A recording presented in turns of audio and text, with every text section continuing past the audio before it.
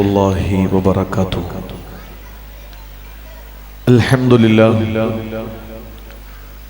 അൽഹംദുലില്ലാഹി വകഫാ വസ്സലാമുൻ അലാ ഇബാദിഹില്ലദീന ഇസ്തഫാ. അമ്മാ ബഅദ്. റബ്ബി ഇശ്റഹ് ലീ സദ്രി വയസ്സിർ ലീ അംരി വഹ്ലുൽ ഉഖ്ദതം മിൻ ലിസാനി യഫ്ഖഹൂ ഖൗലി. رب هب لي حكما وألحقني بالصالحين واجعل لي لسان صدق في الآخرين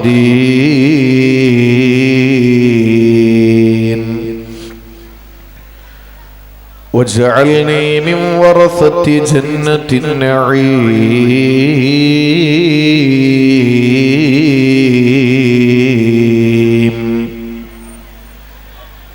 وإن عدتي عند كل شدتي ويا مجيبي عند كل دعوتي ويا أنيسي عند كل وهشتي ووحدتي ويا رجائي حين تنقطع حيلتي سبحانك لا علم لنا إلا ما علمتنا ولا معرفة إلا ما ألهمتنا وأفوض أمري إلى الله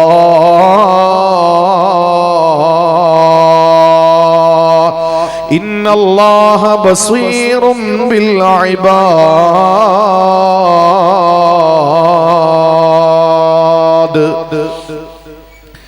أعوذ بالله من الشيطان الرجيم.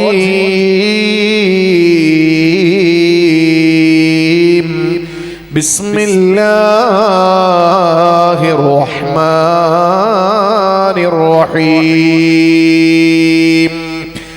أزفت الآزفة ليس لها من دون الله كاشفة أفمن هذا الحديث تعجبون وتضحكون ولا تبكون. صدق الله. ഏറ്റവും സ്നേഹവും ബഹുമാനവും ആദരവും നിറഞ്ഞ മാണിക്കോട്ട് മഖാം ഉറൂസുമായി ബന്ധപ്പെട്ട് ഇവിടെ സംഘടിപ്പിച്ചിട്ടുള്ള മഹത്തായ മതപ്രസംഗ പരമ്പരയുടെ സമാപന ദിവസമായ ഇന്ന് വേദിയിലും പുറത്തും എന്നെ കേൾക്കുന്ന മഹല്ല് ഭാരവാഹികളെ, പ്രോഗ്രാം കമ്മിറ്റി ഭാരവാഹികൾ, വിവിധ ശാഖകളായി തിരിച്ച് പബ്ലിസിറ്റി അടക്കം ഡെക്കറേഷൻ അടക്കം ഈ അനുഗ്രഹീതവും ധന്യവും ശ്രേഷ്ഠവുമായ മജ്ലിസിൽ ഒരു സാന്നിധ്യം കൊണ്ടോ ചെറുവാക്കുകൊണ്ടോ നേതൃത്വം നൽകുകയും പ്രവർത്തിക്കുകയും ചെയ്യുന്ന പ്രിയപ്പെട്ട പ്രവർത്തകരെ, ഈ മുബാറക്കായ മജ്ലിസിൽ ഒരുമിച്ച് കൂടിയ പ്രിയപ്പെട്ട സഹോദരി സഹോദരന്മാരെ, അല്ലാഹു റബ്ബുൽ ഇസ്സത്ത് നാളെ അവന്റെ സ്വർഗത്തിൽ ഇതുപോലെ നമ്മുടെ പ്രിയപ്പെട്ടവരോടൊപ്പം ഒരുമിച്ച് കൂടാൻ നമ്മുടെ ഈ സംഗമവും നമ്മുടെ ഈ ഇരുത്തവും അല്ലാഹു കാരണമാക്കി അനുഗ്രഹിക്കുമാറാവട്ടെ. നമ്മുടെ ജീവിതത്തിന്റെ ഇന്നലകളിൽ സംഭവിച്ചുപോയ ചെറുതും വലുതുമായ സകല പാപങ്ങളും അല്ലാഹു റബ്ബുൽ ഇസ്സത്ത് അവന്റെ കൃപയും ഔദാര്യം കൊണ്ട് പരിപൂർണമായി പൊറുക്കുകയും ശിഷ്ടകാല ജീവിതം അവന്റെ പൊരുത്തത്തിലായി ജീവിച്ച് ഈമാനോടെ മരണപ്പെടാൻ അള്ളാഹു നമുക്കും ബന്ധപ്പെട്ടവർക്കും തൗഫീഖ് നൽകി അനുഗ്രഹിക്കുമാറാവട്ടെ. ഇവിടെ അന്ത്യവിശ്രമം കൊള്ളുന്ന മഹാനായ ഖാളി ഹസൈനാർ റഹിമഹുള്ളയുടെ ദറജകൾ അള്ളാഹു ഉയർത്തുകയും അവിടുത്തെ തണലിൽ ഈ ഭൂമി ലോകത്ത് ജീവിച്ചിരിക്കുന്ന കാലമത്രയും ഇസ്സത്തോടെ ജീവിക്കാനും നാളെ മഹാനരോടൊപ്പം ലോകൈക ഗുരു അഷ്റഫുൽ ഖൽഖ് നബി മുഹമ്മദ് മുസ്തഫ സ്വല്ലല്ലാഹു അലൈഹി വസല്ലമ തങ്ങളുടെ തിരുശഫാഅത്തിലൂടെ അല്ലാഹുവിന്റെ തിരുദർശനം ലഭിക്കുന്ന സാലിഹീങ്ങളിൽ നാം ഓരോരുത്തരെയും നമ്മോട് ബന്ധപ്പെട്ടവരെയും അല്ലാഹു ഉൾപ്പെടുത്തി അനുഗ്രഹിക്കുമാറാവട്ടെ എന്ന് ആമുഖമായി ദുആ ചെയ്യുകയാണ്. ചരിത്ര പ്രസിദ്ധമായ മാണിക്കോട്ട് മഖാം ഉറൂസിന്റെ സമാപന ദിവസത്തിലാണ് നാം ഉള്ളത്. ഇന്നലകളിൽ വ്യത്യസ്ത വിഷയങ്ങളെ അധികരിച്ചുകൊണ്ട് പ്രഗത്ഭരായ പണ്ഡിത സുഹൃത്തുക്കൾ നിങ്ങളെ സംബോധന ചെയ്തു. ഇന്ന് സമാപന ദിവസമാണ്. മഹാനായ സയ്യിദ് മുത്തുക്കോയാത്തങ്ങൾ ഇവിടെ ഔപചാരികമായി ഇതിന്റെ സമാപന സമ്മേളനം ഉദ്ഘാടനം നിർവഹിച്ചു. എനിക്ക് ശേഷം ബഹുമാന്യനായ നാലാങ്കേരി ഉസ്താദിന്റെ അനുഗ്രഹീതമായ പ്രാർത്ഥനയും ഈ വേദിയിൽ നടക്കാനിരിക്കുകയാണ്. ഞാൻ ഈ പരിപാടിയിലേക്ക് വരുമ്പോ ഇവിടെ പ്രഭാഷണം നടത്തിക്കൊണ്ടിരുന്ന പ്രിയപ്പെട്ട പണ്ഡിത സുഹൃത്തിന്റെ പ്രഭാഷണം അവസാനിച്ചെടുത്തു നിന്നാണ് ഇന്നത്തെ എന്റെ ഈ പ്രഭാഷണം ആരംഭിക്കുന്നത്. അദ്ദേഹം പറഞ്ഞ ഒരു ഹദീസ് കേട്ടുകൊണ്ടാണ് ഞാൻ ഈ പരിശുദ്ധമായ മഖാം സിയാറത്തിലേക്ക് പ്രവേശിച്ചത്. അദ്ദേഹം പറഞ്ഞു, അല്ലാഹു റബ്ബുൽ ഇസ്സത്തിന്റെ മുന്നിൽ നിൽക്കുന്നതിനെ ഭയപ്പെടുന്ന ആ ഭയവിഹ്വലതയിൽ ഒരു മനുഷ്യന്റെ കവിൾത്തടത്തിലൂടെ അവന്റെ നയനങ്ങൾ സജലങ്ങളായി ഒഴുകുന്ന കണ്ണുനീരിന് അല്ലാഹു കൊടുക്കുന്ന വലിയ ഒരു പ്രതിഫലത്തെ സംബന്ധിച്ച് അദ്ദേഹം പരാമർശിക്കുകയുണ്ടായി. ഹദീസ് ഇങ്ങനെയാണ്, ലാ യലിജുന്നാറ റജുൽ, ഒരിക്കലും ഒരു മനുഷ്യൻ നരകത്തിൽ പ്രവേശിക്കുകയില്ല. ആ മനുഷ്യന്റെ സ്വഭാവം ശേഷം വിശദീകരിച്ചത് ബക്ക മിൻ ഖശിയത്തില്ല, അല്ലാഹുവിനെ ഭയന്നുകൊണ്ട് അവൻ കരഞ്ഞു. അവൻ കരയുന്ന കണ്ണുനീരുകൾ ശേഖരിച്ച് 1 ലിറ്ററോ 2 ലിറ്ററോ നയാഗ്ര ഒഴുകുന്ന സമാനമായ കണ്ണുനീരോ വേണമെന്ന് തിരുനബി സല്ലല്ലാഹു അലൈഹി വസല്ലമ ശഠിച്ചില്ല. അല്ലാഹുവിന്റെ ഹബീബ് പറഞ്ഞത് മിസ്ലു റഅസി ദുബാബി, ഒരു ഈച്ചയുടെ കൊതുകിന്റെ തലയുടെ വലിപ്പത്തിൽ എന്ന് പറഞ്ഞാൽ ഒരു ഡോട്ട്, ഒരു പുള്ളി, ഒരു തുള്ളി, ആ ഒരു തുള്ളി കണ്ണുനീര് അല്ലാഹുവിന്റെ പ്രവിശാലമായ കോടതിയിൽ നിർത്തപ്പെടുന്നതിനെ ഭയപ്പെട്ടുകൊണ്ട് കരയുന്ന ആ കണ്ണുനീരിന്റെ ഉടമ ഒരിക്കലും നരകത്തിൽ പ്രവേശിക്കുകയില്ല. ഏതുവരെ ഹത്താ യഊദൽ ലബനു ഫിൽ ലർഇ, കറന്നെടുത്ത പാല് തിരിച്ചകിടിലേക്ക് പ്രവേശിക്കാത്തതുപോലെ. മാണിക്കോട്ട് എന്നെ കേൾക്കുന്ന പ്രിയപ്പെട്ട സഹോദരങ്ങളോട് എനിക്ക് ചോദിക്കാനുള്ളത് ഇതാണ്. ലോകം വളരെ പുരോഗമിച്ചു, ശാസ്ത്രം കുതിച്ചുയർന്നു. ചന്ദ്രനിൽ തന്നെ ശിവശക്തി നഗർ എന്നറിയപ്പെടുന്ന ഒരു നഗറുണ്ട് പോലും. ഏതായിരുന്നാലും വലിയ ശാസ്ത്രത്തിന്റെ കുതിപ്പിന്റെയും മനുഷ്യൻ അതിന്റെ മുന്നിൽ കിതപ്പിന്റെയും ഇടയിൽ നമ്മൾ നിൽക്കുമ്പോ ഞാൻ ചോദിക്കുകയാണ്, നിങ്ങൾ ഓരോരുത്തരുടെയും വീട്ടിൽ ആടോ പശുവോ ഉണ്ടെങ്കിൽ ആ പശുവിന്റെയോ ആടിന്റെയോ അകിടിൽ നിന്ന് പാല് ചുരത്തിയതിനു ശേഷം ഇത്രയും പാല് ഇന്ന് വീട്ടിൽ ആവശ്യമില്ല, അതുകൊണ്ട് കുറച്ച് പാല് അതിന്റെ അകിടിലേക്ക് തന്നെ തിരിച്ചു കയറ്റാം എന്ന് കരുതിയാൽ സിറിഞ്ച് വെച്ചടിച്ചാൽ പോലും, ഇൻജെക്ട് ചെയ്താൽ പോലും ഒരു തുള്ളി പാല് തിരിച്ചകിടിലേക്ക് പ്രവേശിപ്പിക്കാൻ നമുക്ക് കഴിയില്ല എന്നുള്ളത് ശാസ്ത്രം ഇന്ന് വരെ കഴിയുമെന്ന് പറയുകയോ പറയിപ്പിക്കുകയോ അല്ലെങ്കിൽ കണ്ടുപിടിക്കുകയോ ചെയ്യാതെ ശാസ്ത്രം വലിയ പുരോഗതിയിലാണ് എന്ന് പറയുമ്പോഴും ഒരിക്കൽ പോലും കറന്നെടുത്ത പാല് തിരിച്ചകിടിലേക്ക് കയറാൻ കഴിയില്ല, അത് അസംഭവ്യമാണ്, മുഹാലാണ് എന്ന് മനസ്സിലാക്കുമ്പോൾ അവിടെയാണ് ഒരു തുള്ളി കണ്ണുനീര് പടച്ച തമ്പുരാന്റെ ശിക്ഷയോർത്തുകൊണ്ട് അള്ളാഹുവിന്റെ പ്രവിശാലമായ കോടതിയിൽ ഒരു ചാൻ മുകളിൽ കത്തിജ്വലിച്ച് നിൽക്കുന്ന അരുണന്റെ കിരണമേറ്റുകൊണ്ട് ചെമ്പുത്തറ താപം കൊണ്ട് വിറയ്ക്കുന്ന ആരോരു സഹായത്തിനില്ല മഹിഷറാവൻസഭയിൽ അള്ളാഹുവിന്റെ ശിക്ഷയോർത്തുകൊണ്ട് കരയുന്ന ഒരു ഈച്ചയുടെ തലയുടെ വലിപ്പത്തിൽ ഒരു തുള്ളി കണ്ണുനീര് ആരാണോ പൊഴിക്കുന്നത് അവന് നരകം ഹറാമാണ് എന്ന് ഇന്നേ വരെ കളവ് പറയാത്ത കാരുണ്യത്തിന്റെ പ്രവാചകൻ നമ്മുടെ അജയ്യനായ അമരക്കാരൻ നബി മുഹമ്മദ് മുസ്തഫ സ്വല്ലല്ലാഹു അലൈഹി വസല്ലമ തങ്ങൾ പഠിപ്പിക്കുകയാണ്. ഒരിക്കലും നരകത്തിൽ നമ്മൾ പ്രവേശിക്കില്ല. പക്ഷേ ഞാനൊന്ന് മാണിക്കോട്ടുകാരോട് ചോദിക്കുകയാണ്, ഈ കരയുക ചിരിക്കുക എന്നൊക്കെ പറയുന്നത് മനുഷ്യനിൽ മാത്രമുള്ള കാര്യമാണ്, മനുഷ്യർക്ക് മാത്രമല്ല കൊടുത്തിട്ടുള്ള ഒരു കാര്യമാണ് കരച്ചിലും ചിരിയുമൊക്കെ. പക്ഷേ നമ്മൾ എപ്പോഴും ആഗ്രഹിക്കുന്നത്, നമ്മൾ എപ്പോഴും ദുആ ചെയ്യുന്നത്, നമ്മൾ എപ്പോഴും അഭിലഷിക്കുന്നത് ഒരുപാട് ചിരിക്കാൻ, കുറച്ച് കരയാൻ വേണ്ടി കിട്ടാൻ.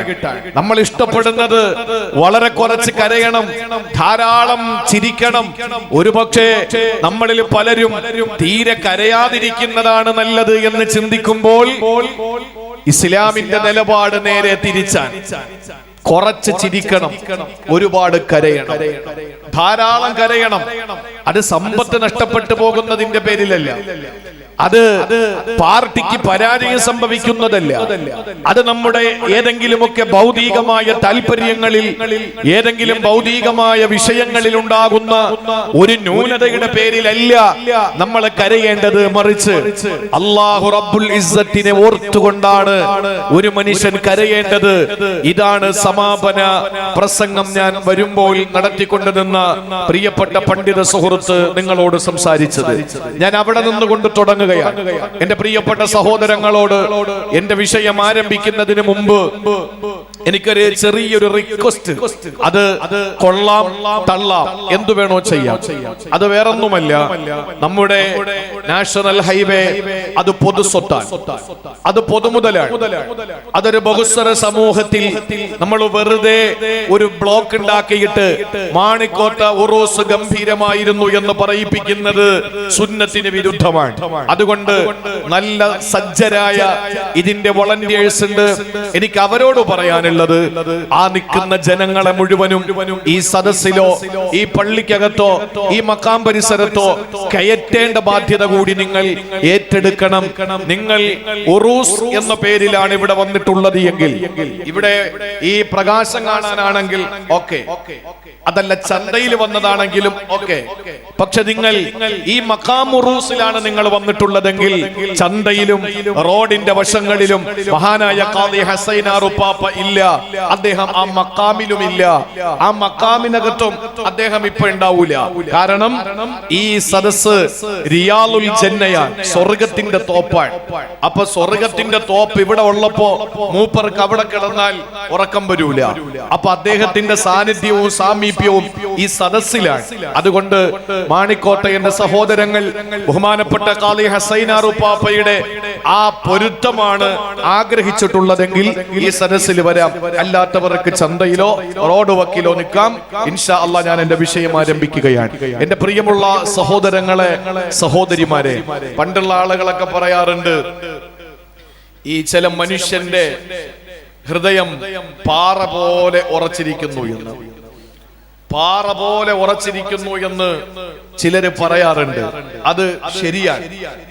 പാറ പോലെ ഉറച്ചുപോയി, കല്ല് പോലത്തെ കൽബെന്ന് പറയാറുണ്ട് ചിലരുടെ ഹൃദയം. എന്ത് പറഞ്ഞാലും കുലുങ്ങൂല, എന്തൊക്കെ നമ്മൾ പറഞ്ഞാലും കുലുങ്ങൂല. അത് പണ്ടുള്ള ആളുകൾ പറയുന്നതിൽ അർത്ഥമുണ്ട്. അത് കേവലം ഒരു വാക്കല്ല, അത് ഖുർആൻ ആയത്താണ്. വിശുദ്ധമായ ഖുർആൻ സൂറത്തുൽ ബഖറയിൽ അല്ലാഹ് പറഞ്ഞു, "സുമ്മ ഖസത് ഖുലൂബുകും മിൻ ബഅദി ദാലിക ഫഹിയ കൽ ഹിജാറ ഔ അശദ്ദു ഖസ്വ." ശ്രദ്ധിക്കണേ, ഇങ്ങോട്ട് ശ്രദ്ധിച്ചോളെ. 10 മണിക്ക് വാഴ തുടങ്ങിയ നിങ്ങളാ ഈ വറക്കപ്രാന്തിൽ ഇങ്ങനെ ഇരുന്ന എന്റെ പ്രസംഗം ശോഭിക്കൂല, നിങ്ങൾക്ക് മടിപ്പുണ്ടാവും. വിപരീതങ്ങൾ അടക്കമുള്ള എല്ലാവരും പറഞ്ഞ് 7 മണിക്ക് വാഴ തുടങ്ങണമെന്നാ. അതാണ് അതിന്റെ ശൈലി. 10 മണിക്ക് തുടങ്ങിയ നിങ്ങളാ. എന്നിട്ട് എന്നോട് ചോദിക്കുക, സംഘാടകർ ചോദിച്ചു, സാറേ ഫുഡൊക്കെ കഴിച്ചിട്ട് തുടങ്ങിയാൽ പോരെ? ഞാൻ പറഞ്ഞു, ഫുഡ് ഞാൻ 1 മണിക്ക് കഴിച്ചോളാം രാത്രി. പക്ഷേ പരിപാടി 10 മണി to 12. ബഹുമാനപ്പെട്ട ഉസ്താദ് ദുആക്ക് വരാനുണ്ട്. അല്ലെ, എപ്പോഴാ ദുആക്ക് വരുന്നത്? ഉസ്താദ് ദുആക്ക് എപ്പോഴാ? ഓ, പരിപാടി കഴിഞ്ഞിട്ടല്ലേ? അപ്പൊ അതുവരെ ഒന്ന് ശ്രദ്ധിച്ചിരിക്കണം. ഒരുപാട് ഡിസ്റ്റർബുകളുടെ ഇടയിലാണ് നമ്മൾ വാഴ പറയുന്നത്. എല്ലാവർക്കും അങ്ങനെ ആകണമെന്നില്ല, ഓരോരുത്തരുടെ ഓരോ ശൈലിയാണല്ലോ. ഈ വാഹനങ്ങളുടെ പോക്ക്, പിന്നെ ഈ വിസിലടി, പിന്നെ നിങ്ങളുടെ ശ്രദ്ധ അങ്ങോട്ട് പോകുന്നത്. ആരും അങ്ങനെ ഇരിക്കരുത്. നിങ്ങൾ കണ്ണും തുറന്ന് ഇങ്ങനെ ഇങ്ങോട്ട് ഇരുന്നോളെ. ഇൻഷാ അല്ലാഹ് ചിരിക്കാൻ വേണ്ട, കരയാൻ വേണ്ട, ഒന്നും ചെയ്യണ്ട. നിങ്ങൾ ഇങ്ങനെ നോക്കിയിരുന്നാൽ മതി. പ്രിയപ്പെട്ട സഹോദരങ്ങളെ, അള്ളാഹു വിശുദ്ധ ഖുർആനിലൂടെ പറഞ്ഞു, നിങ്ങളുടെ ഹൃദയം പാറകളെ പോലെ ഉറച്ചിരിക്കുകയാണ്. അല്ല, ഔ അശദ്ദ ഖസ്വ, പാറകളെക്കാൾ ഉറച്ചുപോയി. കാരണം എന്താ? പാറകളിൽ എത്രയോ വലിയ പാറകൾ പൊട്ടിക്കപ്പെട്ട് ആ പാറയുടെ ഉള്ളിൽ നിന്ന് എത്രയോ വെള്ളത്തിന്റെ അരുവികൾ ഒഴുകുന്നുണ്ട്.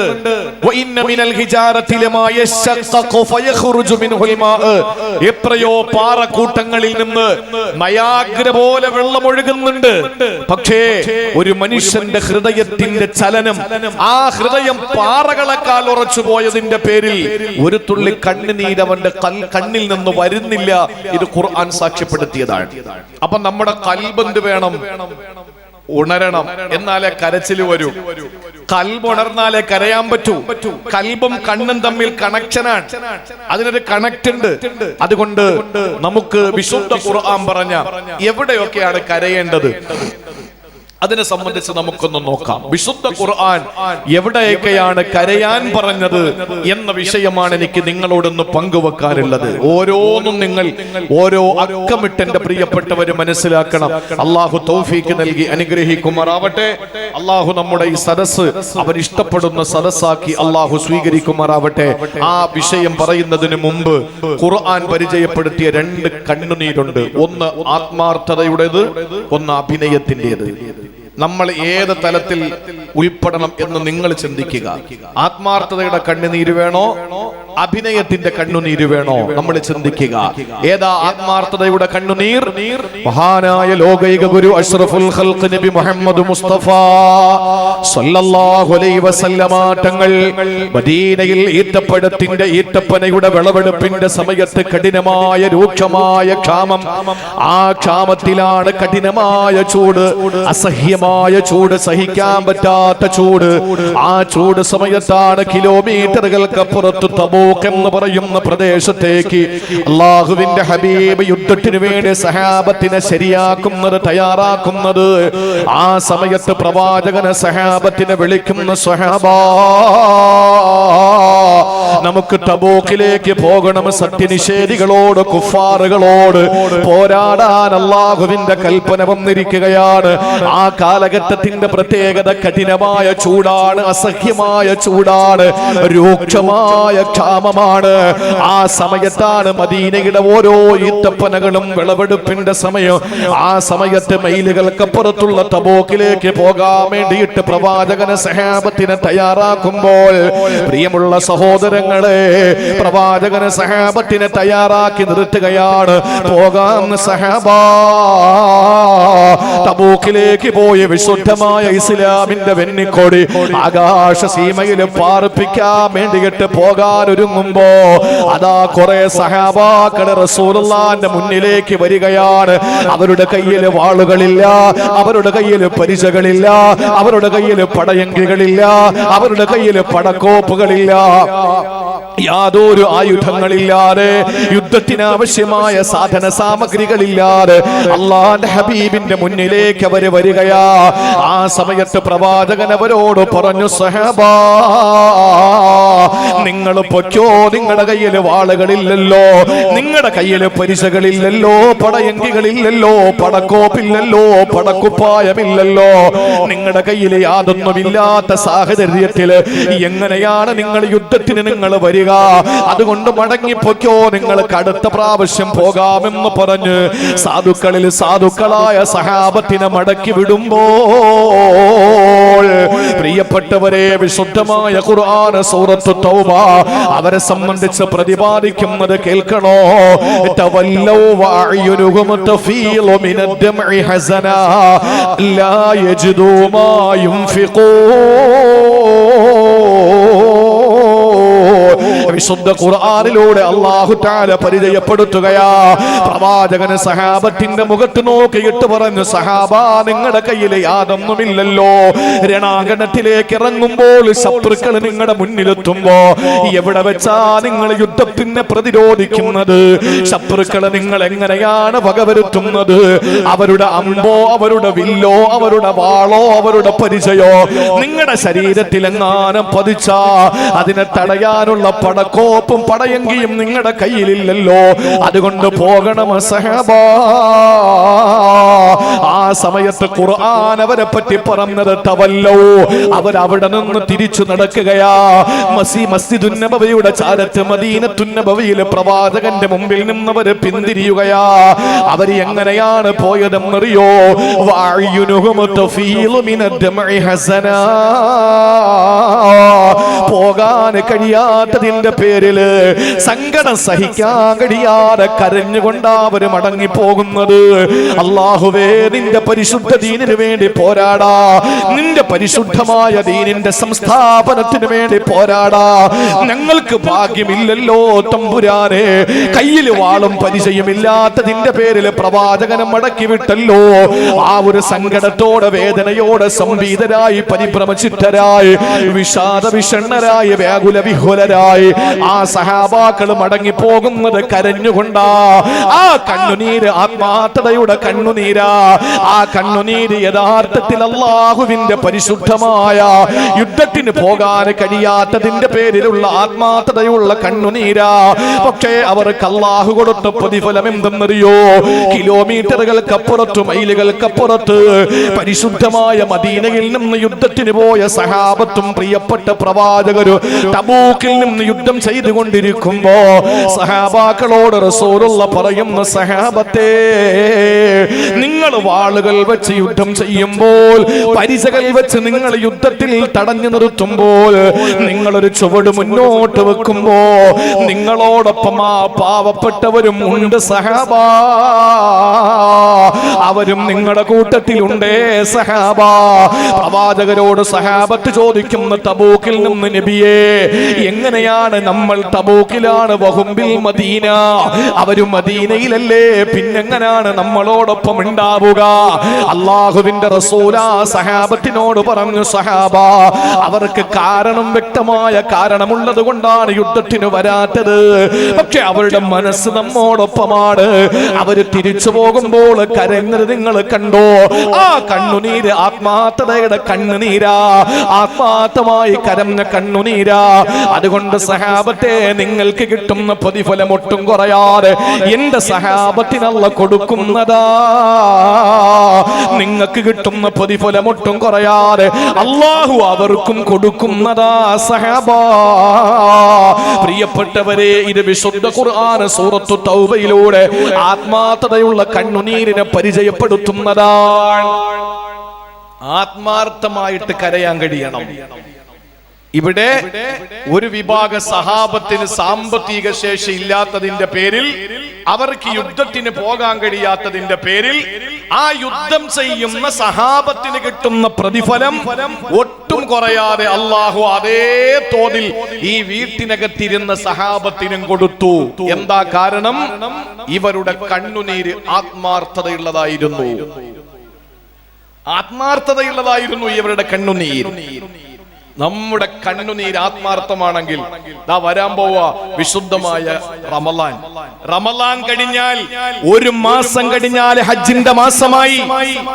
ആ ഹജ്ജിന്റെ യാത്രയയപ്പ് കാസർഗോഡ് ജില്ലയിലെ കാഞ്ഞങ്ങാടത്തെ മാണിക്കോട്ടെ മസ്ജിദിൽ നിന്ന് ഹജ്ജിന് വേണ്ടിയിട്ട് പോകുന്ന ആളുകൾ വാഹനം കയറുമ്പോ നിങ്ങൾ കണ്ടിട്ടില്ലേ, യാത്രയയപ്പിന്റെ സമയത്ത് പൊട്ടിക്കരഞ്ഞുകൊണ്ട് പലരും ഇരുന്ന് ദുആ ചെയ്യുന്നത്. സാമ്പത്തിക ശേഷിയില്ല, 6.25 ലക്ഷം രൂപ പ്രൈവറ്റിൽ കൊടുക്കണം, 4.5 ലക്ഷം രൂപ ഗവൺമെന്റിന് അടയ്ക്കണം. അതുകൊണ്ട് പോകാൻ ഒരു തരി പൊന്ന് വിറ്റിട്ട് പോകാൻ സാമ്പത്തിക ശേഷിയില്ലാത്ത, 1 സെന്റ് ഭൂമി വിറ്റിട്ട് പോകാൻ ശേഷിയില്ലാത്ത പാവപ്പെട്ട ആളുകൾ ഇരുന്ന് നെഞ്ചു പൊട്ടി കരയുന്നത് നിങ്ങൾ കണ്ടിട്ടുണ്ടോ? എങ്കിൽ എഴുതി വെച്ചോ തങ്കലിപികളിൽ, അല്ലാഹു അക്കൊല്ലത്തെ ഹജ്ജിന്റെ കൂലി പാവങ്ങൾക്ക് കൊടുക്കും എന്ന് വെച്ചിട്ട് പൈസ വന്നാ പോകണ്ടെന്നല്ല, മറിച്ച് അല്ലാഹു ആ ഹജ്ജിന്റെ കൂലി അവർക്ക് കൊടുക്കും. അതുകൊണ്ടാണ്. പക്ഷെ അല്ലാഹ് നോക്കും വെള്ളിയാഴ്ച പള്ളിയിൽ വരുന്നുണ്ടോ. ഹറമിൽ പോകാൻ പറ്റാത്തതിന്റെ പേരില് വെറുതെ കരഞ്ഞാ പോരാ, വെള്ളിയാഴ്ച പള്ളിയിൽ വരുന്നുണ്ടോ എന്നും കൂടെ നോക്കും. ഇപ്പോ കോവിഡ്, ആഫ്റ്റർ കോവിഡാനന്തര കേരളീയ മുസ്ലിം സമൂഹത്തിന്റെ വിശിഷ്യ ചെറുപ്പക്കാരുടെ മൈൻഡ് നിരീശ്വരവാദ പ്രസ്ഥാനങ്ങളിൽ കണക്ട് ചെയ്യപ്പെട്ടിരിക്കുകയാണ്. എന്തിന് ജുമയ്ക്ക് പോകണം, എന്തിന് നിസ്കരിക്കണം? ഹജ്ജിന് പോകാൻ സാമ്പത്തിക ശേഷിയില്ലാതെ കരഞ്ഞവന് ഹജ്ജിന്റെ കൂലി അല്ലാഹ് കൊടുക്കും, ടോട്ടലി കൊടുക്കും. പക്ഷെ അല്ലാഹ് വെള്ളിയാഴ്ച നോക്കും പള്ളിയിൽ വരുന്നുണ്ടോ എന്ന്. അതാണ് പറഞ്ഞത് അൽ ജുമഅത്തു ഹജ്ജുൽ ഫുഖറാഇ വൽ മസാകീൻ.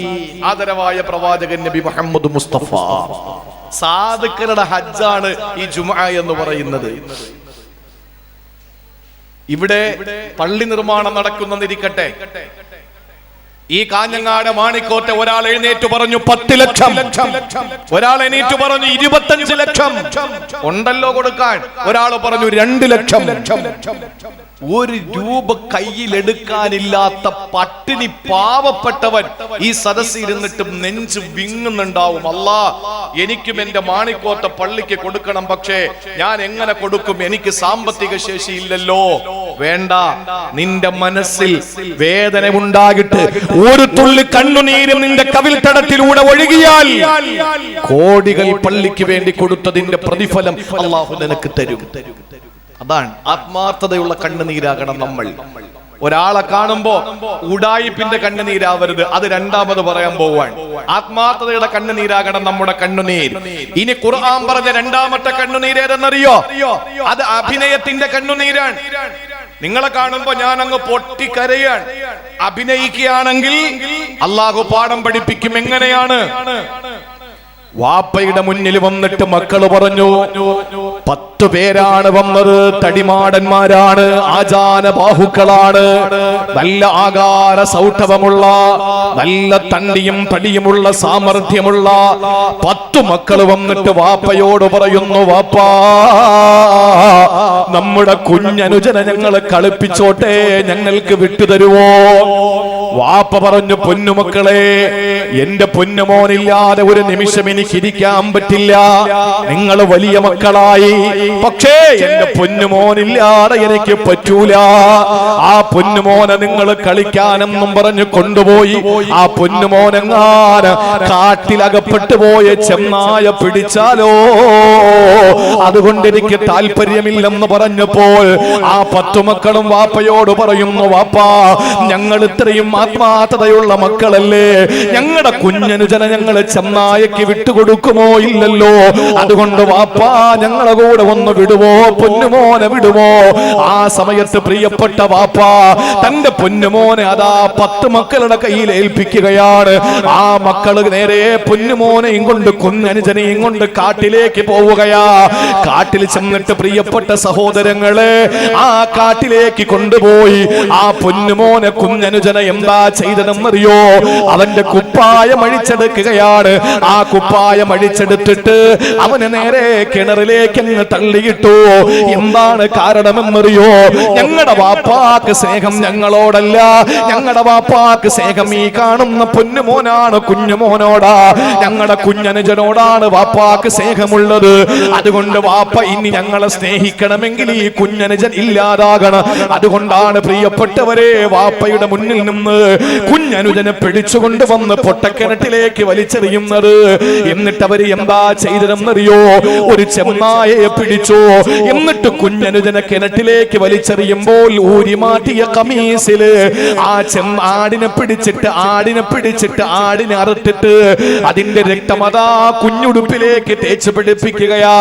എന്നിട്ട് ആ ഉടുപ്പുമായിട്ട് വൈകുന്നേരം വാപ്പയുടെ മുന്നിലേക്ക് വരികയാണ്.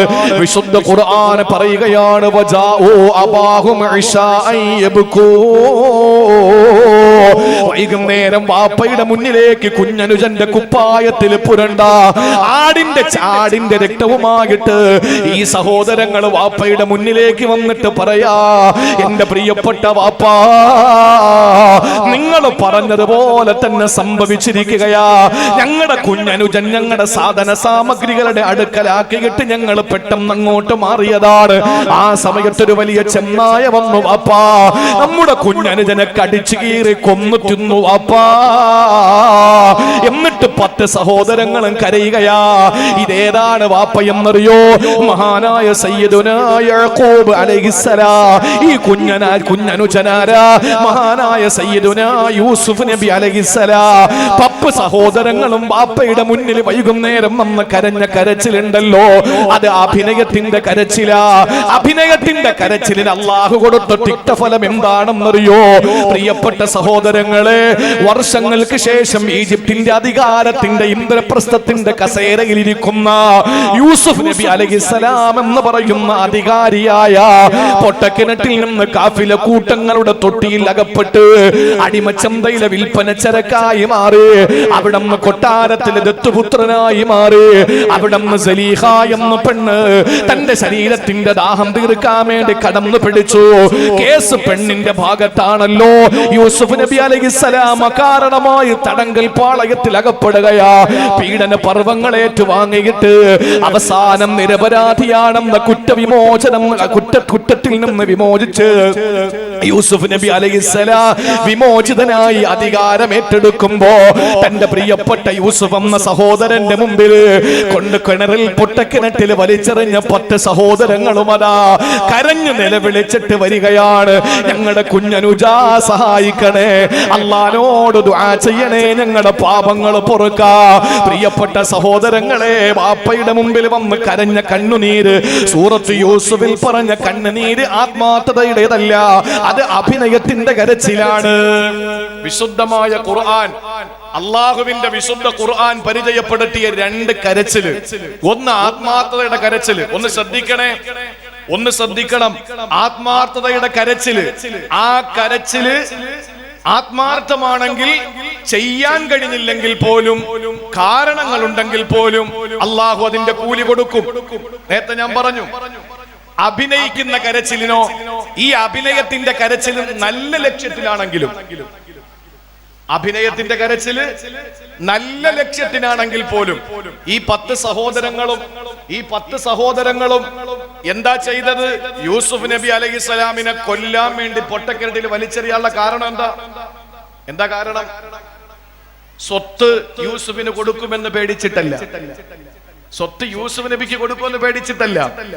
യൂസുഫ് നബിയോട് വാപ്പയുടെ പ്രിയം കണ്ടപ്പോ ഞങ്ങളുടെ വാപ്പയുടെ സ്നേഹം ഞങ്ങൾക്ക് കൂടുതൽ കിട്ടണം എന്ന് ആഗ്രഹിച്ചുകൊണ്ട് ആ പ്രിയപ്പെട്ട മക്കൾ വാപ്പയുടെ സ്നേഹം കിട്ടാൻ വേണ്ടി എടുത്ത ഒരു തന്ത്രമായിരുന്നു. നല്ല ലക്ഷ്യമാണ്, പക്ഷേ അതിന്റെ മാർഗം മോശമായി പോയി. അപ്പൊ അഭിനയിച്ച് കരയുന്നത് നല്ല ലക്ഷ്യത്തിനാണെങ്കിൽ പോലും പ്രിയപ്പെട്ട സഹോദരങ്ങളെ പിന്നീട് നമ്മൾ ഖേദിക്കേണ്ടി വരും. ഇനി ഞാൻ എന്റെ പ്രിയപ്പെട്ട സഹോദരങ്ങളോട് ഖുർആൻ പറഞ്ഞ ആത്മാർത്ഥതയുടെയും അഭിനയത്തിന്റെയും കണ്ണുനീരിനെ പരിചയപ്പെടുത്തിയിട്ട് എന്റെ സഹോദരങ്ങളോട് എനിക്ക് പറയാനുള്ളത്, എവിടെയൊക്കെയാണ് നമ്മൾ കരയേണ്ടത്? ഖുർആൻ നമ്മളോട് കരയാൻ പറഞ്ഞത് എവിടെയൊക്കെയാണ്? ഇന്നത്തെ ദിവസം മുതൽ പ്രതീക്ഷയൊന്നുമില്ല, കാരണം കാലഘട്ടത്തിന്റെ പോക്ക് വല്ലാത്ത ഒരു മോശമായ പോക്കിലേക്കാണ് പോകുന്നത്. ഇതൊന്ന് തിരിച്ചു വെക്കണേ. മോശമായ ഒരവസ്ഥയിലേക്കാണ് പോകുന്നത്. ഒരു സിമ്പിളായ ഒരു ഉദാഹരണം ഞാൻ പറയട്ടെ. ഒരു സിമ്പിളായ ഉദാഹരണം. കാസർഗോഡ് ജില്ലയിൽ ഞാൻ ആദ്യമായിട്ട് പ്രസംഗിക്കുന്നത് പടന്നക്കടുത്ത് മാവിലാക്കടപ്പുറം എന്ന് പറയുന്ന പ്രദേശത്താണ്. കാസർഗോഡ് ജില്ലയിൽ ആദ്യമായിട്ട്. പക്ഷേ അത് ജില്ലയാണെന്ന പരിഗണനയിൽ നമുക്ക് കണ്ണൂർ ജില്ലയുടെ ബോർഡറാണെന്നും പറഞ്ഞ് അങ്ങോട്ട് മാറ്റിവെച്ചാൽ ഈ പ്രദേശങ്ങളിൽ ഞാൻ ആദ്യമായിട്ട് പ്രസംഗിക്കുന്നത് മാണിക്കോത്ത് ഉറൂസിലാണ്. ആദ്യമായിട്ട് ഞാൻ പ്രസംഗിക്കുന്നത് 10-12 വർഷങ്ങൾക്ക് മുമ്പ്. അന്ന് ഈ ഉറൂസിന് വരുമ്പോ വേറെ ഒരു സ്ഥലത്തും കാണാത്ത, വേറെ ഒരു സ്ഥലങ്ങളിലും കാണാത്ത ഒരു നല്ല ഒരു സ്വഭാവം അന്ന് കാസർഗോഡുകാർക്കുണ്ടായിരുന്നു, നിങ്ങൾക്കുണ്ടായിരുന്നു.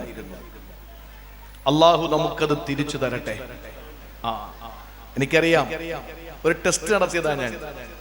ദുആ ചെയ്യുമ്പോൾ 2 കൈ ഉയർത്തി ആമീൻ പറയുന്ന ഒരു സമൂഹം ഉണ്ടായിരുന്നു 12 വർഷങ്ങൾക്ക് മുമ്പ്. നിങ്ങൾ തന്നെയാണത്, വേറെ ആരുമല്ല, നിങ്ങൾ തന്നെയാണത്.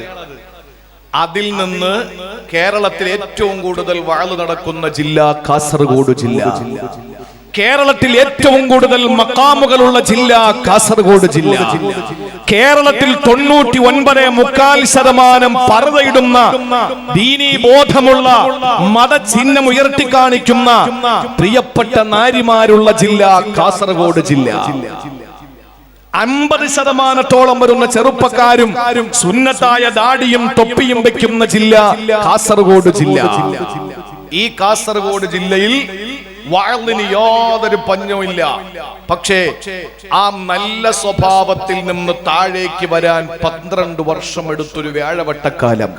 അതുകൊണ്ട് ഞാൻ ഇന്ന് എനിക്ക് നിങ്ങളോട് പങ്കുവെക്കാനുള്ളത്, പ്രിയപ്പെട്ടവരെ, വിശുദ്ധ ഖുർആൻ എവിടെയൊക്കെ കരയണമെന്ന് നമ്മളോട് പറഞ്ഞത് ആ ഭാഗങ്ങളിൽ ഇന്നുവരെ നമ്മൾ കരഞ്ഞിട്ടില്ല എങ്കിൽ നമ്മൾ അള്ളാഹുവിന്റെ സ്വർഗത്തിൽ നിന്ന് എത്രയോ അകലത്തിലാണ് എന്ന് ചിന്തിക്കുക.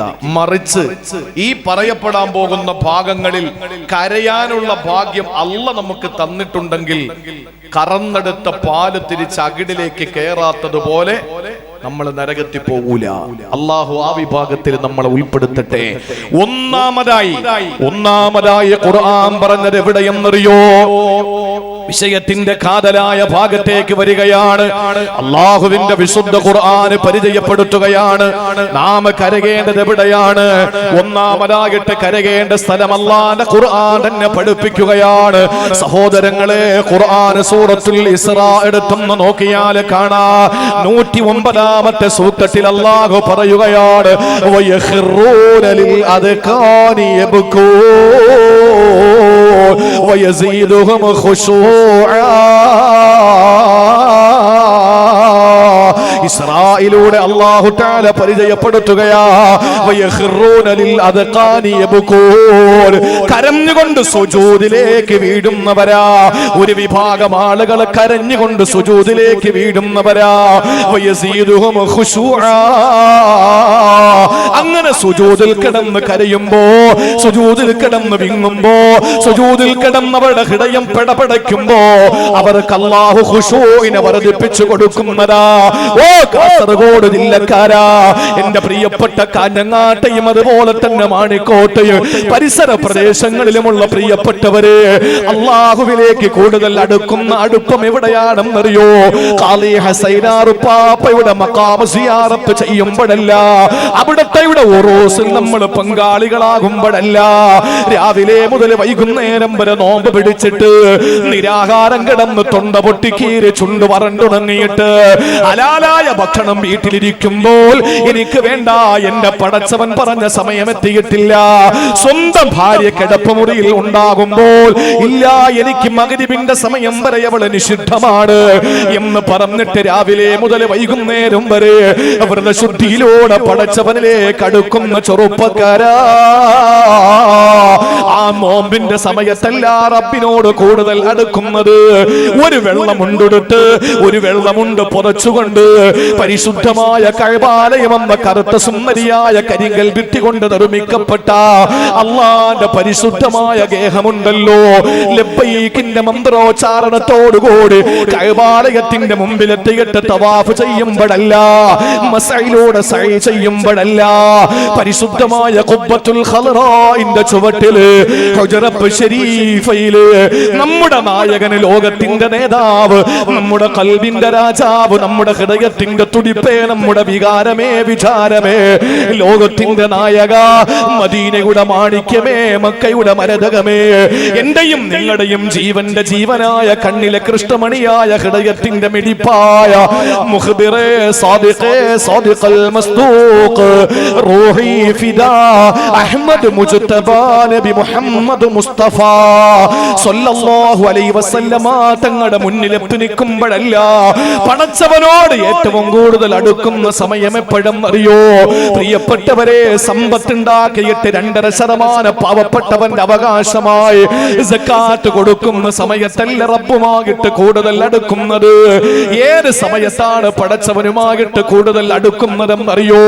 പ്രിയപ്പെട്ടവരെ, ഖുർആൻ ശരീഫ് എന്ന് പറയുന്ന പുരാതന കാലത്തെ പ്രാകൃതന്റെ പുരോഗമന കാലത്തെ പരിഷ്കൃതന്റെ മനോമുഖരത്തിലെ പരിവർത്തനത്തിന്റെ പടകുത്തുനി മുഴക്കിയ ആഗോള സംസ്കാര സംശുദ്ധ സിദ്ധാന്തം വിളിച്ചോതിയ ലോകം ദാഹിച്ചുകൊണ്ടിരുന്ന വിമോചന സരണിയായ വിശുദ്ധമായ ഖുർആനെടുത്ത് ശരീഫെടുത്ത് ഓതിക്കൊണ്ടിരിക്കുമ്പോഴല്ല അല്ലാഹുമായിട്ട് ഏറ്റവും കൂടുതൽ അടുക്കുന്ന സമയം എപ്പോഴും അറിയോ? പ്രിയപ്പെട്ട സഹോദരങ്ങളെ, ഒരു മനുഷ്യന് ഒളു എടുത്ത് അവനെ നിസ്കാരപ്പായയിലേക്ക് കയറിയിട്ട് കൈകെട്ടിയിട്ട് റുക്കൂ ചെയ്ത് പിന്നീട് അവന് എഴുത്തിദാലിലേക്ക് വന്ന് അവന് നേരെ പോകുമല്ലോ. ഇന്നേ വരെ ആരുടെ മുന്നിലും കുനിക്കാത്ത തല, ഒരുത്തന്റെ മുമ്പിലും കുനിക്കാത്ത ശിരസ്, ഒരു അധികാരിയുടെ മുമ്പിലും കുനിക്കാത്ത ശിരസ്, നടന്നു പോകുന്ന നിലത്ത് ചേർത്ത് വെച്ചിട്ട് അവന്റെ അന്തസ്സിന്റെ ആഭിജാത്യത്തിന്റെ ഇസ്സത്തിന്റെ അടയാളമായ തല അത് നടന്നു പോകുന്ന നിലത്ത് വെച്ചിട്ട് അവന്റെ വൃത്തികെട്ട പൃഷ്ഠഭാഗം എടുത്ത് ഉയർത്തി വെച്ചിട്ട് സുബ്ഹാന റബ്ബിയൽ അഅ്ലാ വബിഹംദിഹി, നീയാണ് അത്യുന്നതൻ തമ്പുരാനെ, നീയാണ് അത്യുന്നതൻ അല്ലാഹ്, എല്ലാം അറിയുന്ന റബ്ബേ നീയാണ് അഅ്ലാ, നീയാണ് ഉന്നതൻ, നീയാണ് സമുന്നതൻ എന്ന് പറഞ്ഞിട്ട് സുജൂദിൽ കിടക്കുന്ന സമയമുണ്ടല്ലോ. ആ സുജൂദിൽ കിടക്കുമ്പോഴാണ് അഖറബമായ കൂനുൽ അബ്ദു മിൻ റബ്ബിഹി വഹുവ സാജിദു, ഒരു മനുഷ്യൻ ഉടമസ്ഥനായ റബ്ബുമായിട്ട് അടുക്കുന്ന ഏറ്റവും വലിയ അടുപ്പം അവന് സുജൂദിൽ കിടക്കുമ്പോഴാണ്. ആ സുജൂദിലാണ് അല്ലാഹുമായിട്ട് നമ്മൾ ഏറ്റവും കൂടുതൽ അടുക്കുന്നത്. അല്ലാഹുവിന്റെ ഖുർആൻ പറയുന്നു, ആ സുജൂദിൽ വയഖറൂന ലിൽ അദ്ഖാനി യബ്കൂന വയസീദുഹും ഖുശൂആ, നമ്മൾ കരയേണ്ട ഒന്നാമത്തെ സ്ഥലം എവിടെയെന്നറിയോ? അല്ലാഹുവിന്റെ മുമ്പിൽ സുജൂദ് ചെയ്യുമ്പോൾ ആ സുജൂദിൽ വെച്ചാണെന്ന് വിശുദ്ധ ഖുർആൻ സൂറത്തുൽ ഇസ്രാ. ഒന്നാമത് കരയേണ്ടത് സുജൂദിലാണ്. സുജൂദിൽ കിടക്കുന്നത് എങ്ങനെയാണ്? എന്താ ഇത്രയും മഹത്വ സുജൂദിൽ വരാൻ കാരണം? നമ്മളിപ്പോ 2 കാലും കൊണ്ട് നടക്കുന്നു, 2 കൈ വീശുന്നു, നെഞ്ചു വിരിക്കുന്നു. നമ്മൾ അങ്ങനെയല്ലേ നടക്കുന്നത്? എന്നാൽ നമുക്കൊരു കാലമുണ്ടായിരുന്നു. ആ കാലത്തിൽ നമ്മൾ നടന്നത്, നമ്മുടെ ഇപ്പോഴത്തെ പേര് ഇരുകാലികൾ എന്നാണ്. നമ്മുടെ പേര് ഇരുകാലികൾ. ഞാനിപ്പോ നിങ്ങൾ ആരെങ്കിലും 4 കാലി എന്ന് വിളിച്ചാൽ നിങ്ങൾ എന്നെ തല്ലൂലേ? നിങ്ങൾ എന്നെ 4 കാലി എന്ന് വിളിച്ചാൽ എന്നെ അധിക്ഷേപിക്കലല്ലേ? നിങ്ങൾ ആലോചിച്ചു നോക്ക്. മനുഷ്യന്റെ പ്രത്യേകത ഇരുകാലിൽ നടക്കുന്നു എന്നുള്ളതാണ്. 4 കാലികൾ എന്ന് വിളിക്കുന്നത് മോശമല്ലേ? എന്നാൽ ഈ ഇരുകാലിൽ നടക്കുന്നതിന് മുമ്പ് നമുക്കൊരു കാലമുണ്ടായിരുന്നു. അന്ന് നമ്മൾ 4 കാലിൽ നടന്നു, ഇല്ലേ? നമ്മുടെ ഉമ്മയോട് ചോദിച്ചു നോക്ക്, വാപ്പയോട് ചോദിച്ചു നോക്ക്, അല്ലെങ്കിൽ മക്കളിലേക്കോ പേരക്കുട്ടികളിലേക്കോ നോക്ക്. അവര് നടക്കുന്ന എങ്ങനാണ്? 2 കൈ ഊന്നി 2 കാലും കാൽമുട്ട് നിലത്ത് വെച്ച് 6 കാലിൽ നടക്കുന്നു നമ്മുടെ പ്രിയപ്പെട്ട മക്കൾ. 2 തള്ളവിരൽ ല്ലേ? 2 കാൽപാദങ്ങൾ, 2 കാൽമുട്ടുകൾ, 2 കൈ വെച്ചിട്ടാണ് നമ്മുടെ പ്രിയപ്പെട്ട മക്കൾ നമ്മുടെ വീടിനകത്ത് നടക്കുന്നത്. അത് കുഞ്ഞുങ്ങളായതുകൊണ്ടാണ്. കൊച്ചുമക്കൾ, കുട്ടികൾ മുട്ടിലിഴഞ്ഞ് 2 കൈയും 2 കാലും നിലത്തു വെച്ചിട്ട് ഞങ്ങൾ ഒന്നുമായില്ല. യൂസുഫ് അലി സാഹിബ് ആകുന്നതിന് മുമ്പ് മുട്ടിലിഴഞ്ഞു. രവിപ്പിള്ളയാകുന്നതിന് മുമ്പ് മുട്ടിലിഴഞ്ഞു. സയ്യിദുൽ ഉലമാ ജിഫ്രി മുട്ടുകോയാട്ടങ്ങൾ സമസ്തയുടെ പ്രസിഡന്റ് ആകുന്നതിന് മുമ്പ് മുട്ടിലിഴഞ്ഞു. ബഹുമാനപ്പെട്ട ഖാലി ഹസൈനാർ മഹാനവറുകൾ പ്രിയപ്പെട്ടവരെ ഉമ്മയുടെ ഗർഭാശയത്തിൽ നിന്ന് പുറത്തു വന്നപ്പോ മുട്ടിലിഴഞ്ഞിരുന്നു. ഈ പറയുന്ന ഞാൻ മുട്ടിലിഴഞ്ഞു. രാജ്യം ഭരിക്കുന്നവർ, സ്റ്റേറ്റ് ഭരിക്കുന്നവർ, എല്ലാ ആളുകളും മുട്ടിലിഴഞ്ഞിട്ടില്ലേ? ആ ചെറിയ പ്രായത്തിൽ മുട്ടിലിടയുന്നത് പോലെയല്ലേ ഇപ്പൊ നമ്മൾ രാജ്യം ഭരിച്ചപ്പോഴും സമർത്ഥന്മാരായപ്പോഴും നമ്മൾ എല്ലാം നേടിയപ്പോഴും കോടാനകോടി സ്വത്തിന്റെ ഉടമയായപ്പോഴും അധികാരം നമ്മുടെ കയ്യിൽ വന്നപ്പോഴും ഈ പള്ളിയിൽ കയറിയാൽ അന്ന് ചെറിയ കാലത്ത് നമ്മൾ നടന്നതുപോലെ മുട്ടിലിടഞ്ഞിട്ടല്ലേ സുജൂദിൽ കിടക്കുന്നത്? ആലോചിച്ച് നോക്ക്. മുട്ടിലിടഞ്ഞിട്ടാ നമ്മൾ സുജൂദിൽ കിടക്കുന്നത്. കൈ 2 മൂന്നി, മുട്ടു നിലത്തൂന്നി, കാൽപാദം നിലത്തൂന്നി, നമ്മുടെ ശിരസ് നമ്മൾ നിലത്തു വെച്ച്, നെറ്റിയും മൂക്കും നിലത്ത് വെച്ച് നമ്മൾ ഇങ്ങനെ സുജൂദിൽ കിടക്കുന്ന റബ്ബിന്റെ മുമ്പിൽ. എന്നിട്ട് നമ്മൾ പറയുന്നത് എന്താ? അല്ലാ, നീയാണ് ഉന്നതൻ, നീ ഉന്നതനാണെന്ന് പറയാൻ വേണ്ടിയിട്ട് നമ്മൾ ചെയ്ത പണി എന്താണ്? നമ്മുടെ ഉന്നതിയുടെ അടയാളമാകുന്ന തല നിലത്തു വെച്ചു. അബുൽ കലാം ആസാദിനെ നിങ്ങൾക്കറിയില്ലേ? ഈ രാജ്യത്ത് അബുൽ കലാം ആസാദ് എന്ന ഭാഷാ പണ്ഡിതനെ മാറ്റി നിർത്തിയിട്ട് ഒരു വിദ്യാഭ്യാസത്തിന്റെ നവോത്ഥാനം കൊണ്ടുവരാൻ കേന്ദ്ര ഭരിക്കുന്നവർക്ക് കഴിയോ? അബുൽ കലാം ആസാദ് എന്ന് പറയുന്ന ഭാഷാ പിതാവ് എന്നറിയപ്പെടുന്ന മഹാനായ അബുൽ കലാം ആസാദ് എന്നവർ, അദ്ദേഹത്തോട് ആരോ ചോദിച്ചു, നിങ്ങളുടെ നിസ്കാരം എന്താ നിങ്ങൾക്ക് തരുന്ന സന്ദേശം എന്ന്? എന്താ നിങ്ങൾക്ക് നിസ്കാരം തരുന്ന സന്ദേശം എന്ന്? അബുൽ കലാം ആസാദ് പറഞ്ഞു, എന്റെ ഡ്രൈവർ, എന്റെ വീട്ടിൽ ജോലി ചെയ്യുന്നവൻ, എന്റെ വീട് വൃത്തിയാക്കുന്നവൻ, എന്റെ വസ്ത്രം അലക്കുന്നവൻ, എന്റെ ബാഗ് പിടിക്കുന്നവൻ, എന്റെ വീട്ടിൽ പണിയെടുക്കുന്നവൻ, അവൻ കാല് വെക്കുന്നിടത്ത് ഞാൻ തല വെക്കുന്നു. അതാണ് നിസ്കാരത്തിന്റെ സന്ദേശം. മുന്നിലെ സഫിൽ നിൽക്കുന്ന ഒരാൾ, തൊട്ടു മുന്നിലെ സഫിൽ നിൽക്കുന്ന ഒരാൾ, അയാള് കാല് വെച്ചെടുത്തല്ലേ നമ്മൾ തല വെക്കുന്നത്? ഒരു മനുഷ്യൻ ഇത്രത്തോളം താഴ്മ കാണിക്കുന്ന വേറൊരിടമുണ്ടോ? ആ സുജൂദിൽ കിടക്കുമ്പോ നമ്മൾ കരയണം.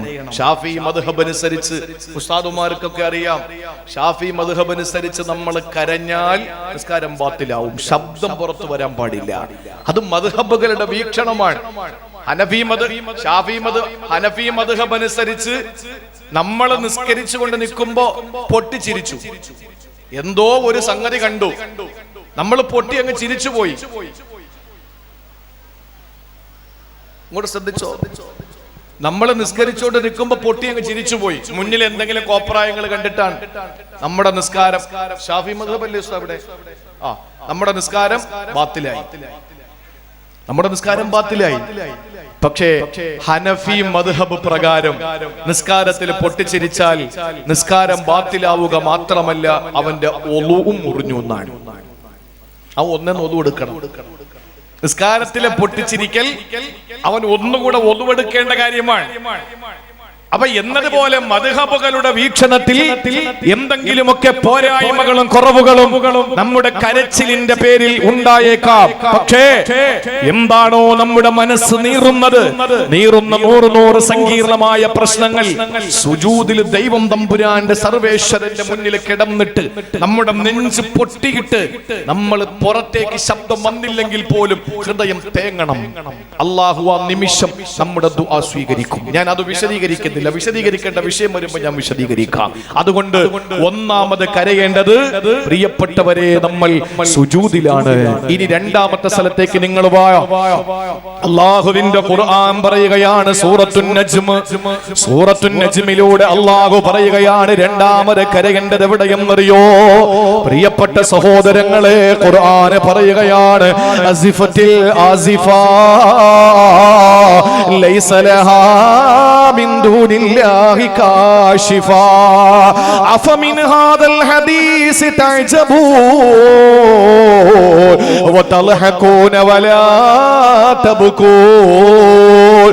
അല്ലാഹു സൂറത്തുൻ നജ്മിലൂടെ ചോദിക്കുകയാ, അസിഫത്തിൽ അസിഫ, അസിഫത്തിൽ അസിഫ. ഇതാ പരലോകത്തിന്റെ ദിവസം എത്തിയിരിക്കുകയാ, ഖിയാമത്തിന്റെ നാൾ എത്തിയിരിക്കുകയാണ്, അന്ത്യദിനം ഇതാ എത്തിയിരിക്കുകയാണ്. ലൈസ ലഹാ മിൻ ദൂനില്ലാഹി കാശിഫ. ആ ദിവസത്തെ തടഞ്ഞു നിർത്താൻ ലോകത്തൊരു ശക്തികൾക്കും കഴിയില്ല. ആ സംവിധാനത്തെ തടഞ്ഞു നിർത്താൻ ലോകത്തൊരു സംവിധാനങ്ങൾക്കും കഴിയില്ല. സഹോദരങ്ങളെ, കഴിയുന്നത് അല്ലാഹുവിന് മാത്രമാണ്. അതാണ് അല്ലാഹു പറയുന്ന ലൈസ ലഹാ മിൻ ദൂനില്ലാഹി കാശിഫ. അല്ലാഹുവിന് മാത്രമേ പരലോകത്തിന്റെ പ്രവേശന കവാടമാകുന്ന ലോകാവസാനത്തെ തടഞ്ഞു നിർത്താൻ കഴിയുള്ളൂ. എന്റെ കാഞ്ഞങ്ങാടുകാരാ, മാണിക്കോട്ടുകാരാ, പ്രിയപ്പെട്ട കാസർഗോഡ് ജില്ലക്കാരാ, അല്ലാഹുവിന്റെ ഖുർആൻ എന്നിട്ട് ചോദിക്കുന്ന ഒരു ചോദ്യമുണ്ട്. പടച്ചവനല്ലാതെ കഴിയില്ല ലോകാവസാനത്തെ പിടിച്ചു നിർത്താൻ. പടിഞ്ഞാറ് സൂര്യൻ ഉദിക്കുമല്ലോ, കിഴക്കൻ ചക്രവാളത്തിലെ സൂര്യന്റെ ഉദയം മാറിയിട്ട് അത് പടിഞ്ഞാറൻ ചക്രവാളത്തിലാകുമല്ലോ. പ്രിയപ്പെട്ട സഹോദരങ്ങളെ, യൗജൂജ് മൗജൂജ് വരുമല്ലോ, ദാബത്തുൽ അർള് വരുമല്ലോ, അതുപോലെ മഹ്ദി ഇമാം വരുമല്ലോ, ഈസാ നബി ഇറങ്ങി വരുമല്ലോ, കടൽ കത്തിക്കപ്പെടുമല്ലോ, ആകാശം പൊളിഞ്ഞു വീഴുമല്ലോ, നക്ഷത്രങ്ങൾ ഉതിർന്ന് വീഴുമല്ലോ, സൂര്യൻ പൊട്ടിപ്പിളരുമല്ലോ. ഈ പർവ്വത നിരകളെല്ലാം പാറ്റകളെ പോലെ, ഈ പർവ്വത നിരകളെല്ലാം ചെറിയ പഞ്ഞിക്കെട്ട് പോലെ പറന്ന് നടക്കുമല്ലോ. ആ കാലം വരുന്ന സമയത്ത് അല്ലാഹു പറയുകയാണ്, ലൈസ ലഹാ മിൻ ദൂനില്ലാഹി കാശിഫാ. പടച്ചവനല്ലാതെ തടഞ്ഞു നിർത്താൻ ആർക്കും അത് കഴിയൂല. എന്നിട്ട് അല്ലാഹു പറയുകയാണ്, അഫമിൻ ഹാദൽ ഹദീസി തഅജബൂ. ഇത് നിങ്ങൾക്ക് അത്ഭുതമായിട്ട് തോന്നുന്നില്ലേ? ഇത് നിങ്ങൾക്ക് അത്ഭുതമായിട്ട് തോന്നുന്നില്ലേ? വതൽഹഖൂന വലാ തബ്കൂ. എന്നിട്ട് നിങ്ങൾ എന്തേ ചിരിക്കുന്നത്, കരയാത്തത്? ഖിയാമത്ത് നാളിനെ ഓർത്തിട്ട് നിങ്ങൾ എന്തേ കരയാത്തത്? എന്തിനാ നിങ്ങൾ ചിരിക്കുന്നത്? ചിരിക്കാൻ നിങ്ങൾക്ക് എങ്ങനെ കഴിയുന്നു? ഈ മഹാത്ഭുതം കണ്ടിട്ട് നിങ്ങൾ എന്തേ ചിരിക്കുന്നത്? എന്തേ നിങ്ങൾക്ക് കരയാൻ മനസ്സ് വരുന്നില്ലേ? ലോകം അവസാനിക്കുമല്ലോ സഹോദരങ്ങളെ.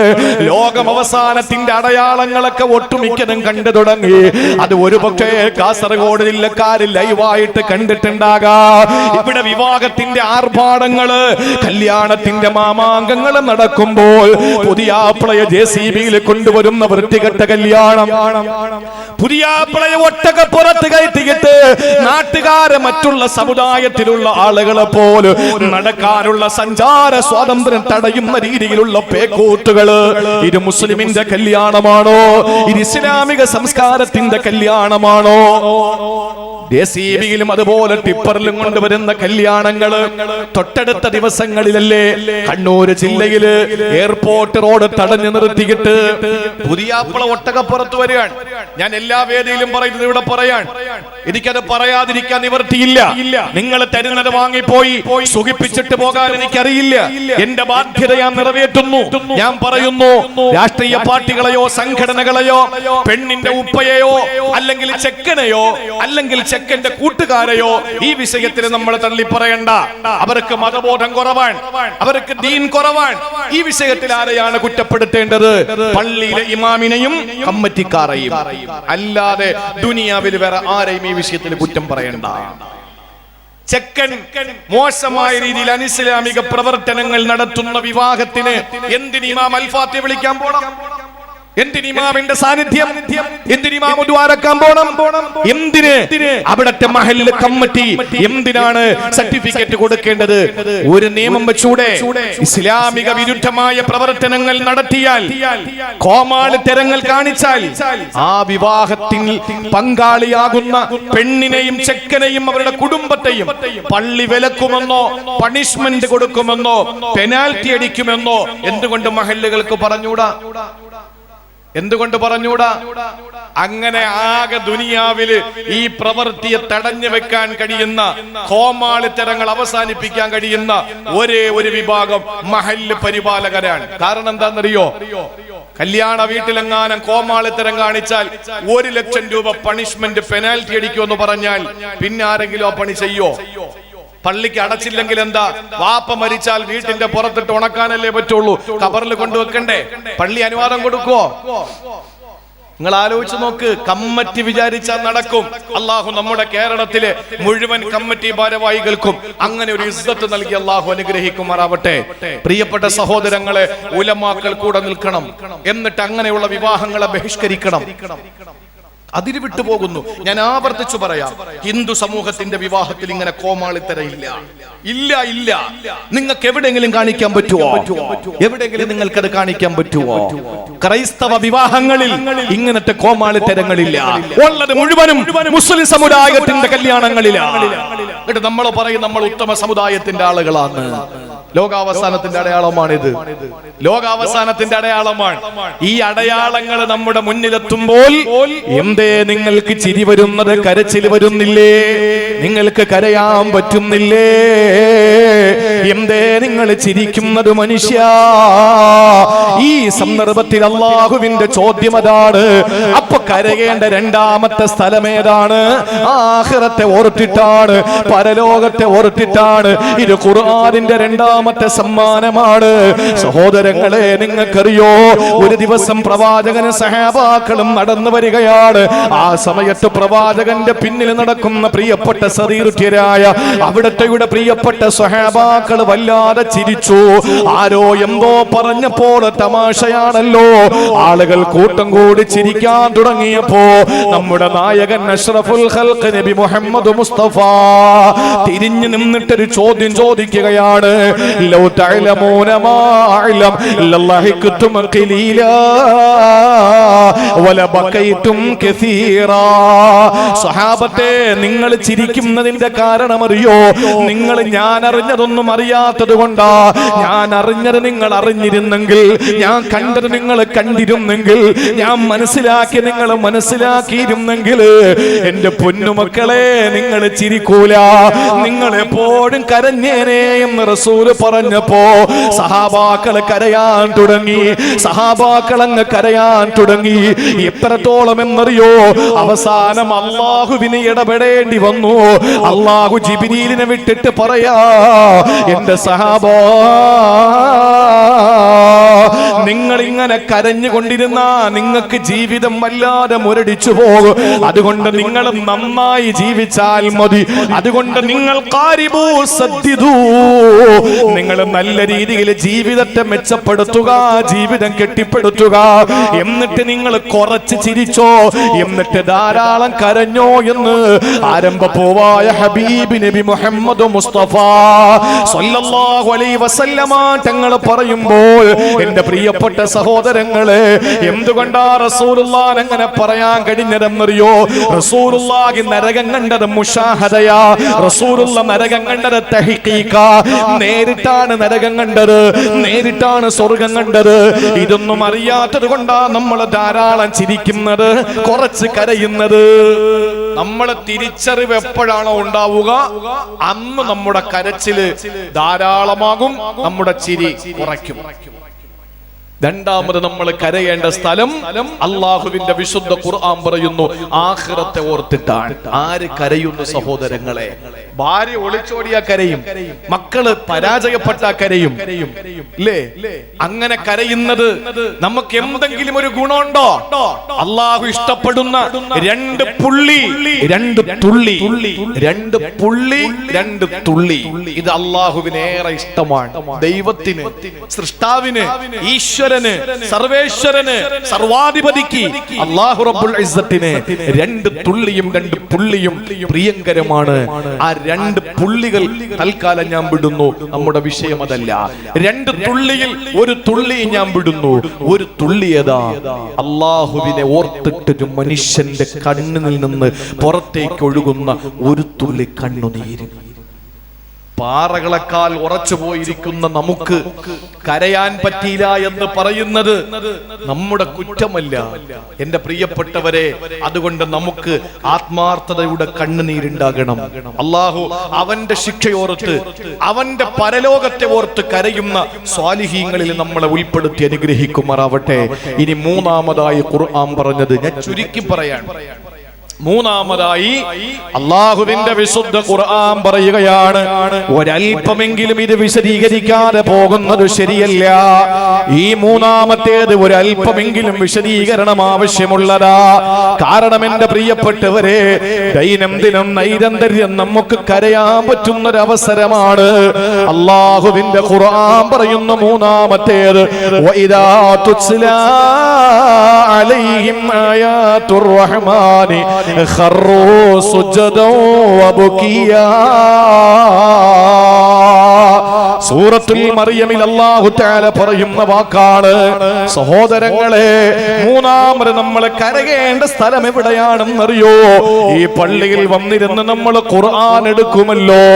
ഒന്നുമല്ലെങ്കിൽ റമളാനിലെങ്കിലും നമ്മൾ ഖുർആൻ എടുക്കുമല്ലോ. ആ ഖുർആൻ എടുത്ത് നമ്മൾ ഓതുമ്പോൾ എത്രയോ സ്ഥലങ്ങളിൽ മുൻഗാമികളായ ആളുകളെ നശിപ്പിച്ച കഥകൾ പറയുന്നുണ്ട്.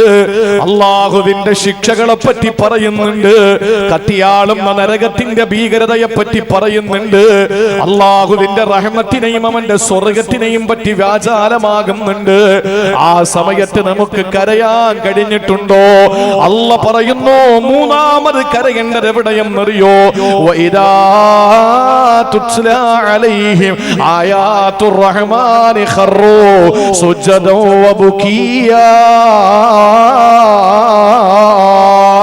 അല്ല പറയുകയാണ്, നിങ്ങളുടെ മുന്നിൽ ഖുർആൻ ഓതപ്പെട്ടു കഴിഞ്ഞാൽ, വിശുദ്ധമായ ഖുർആൻ നിങ്ങളുടെ മുന്നിൽ പാരായണം ചെയ്യപ്പെട്ടു കഴിഞ്ഞാൽ, ആ സമയത്ത് നിങ്ങൾ കരയണേ, നിങ്ങൾ കരയണേ.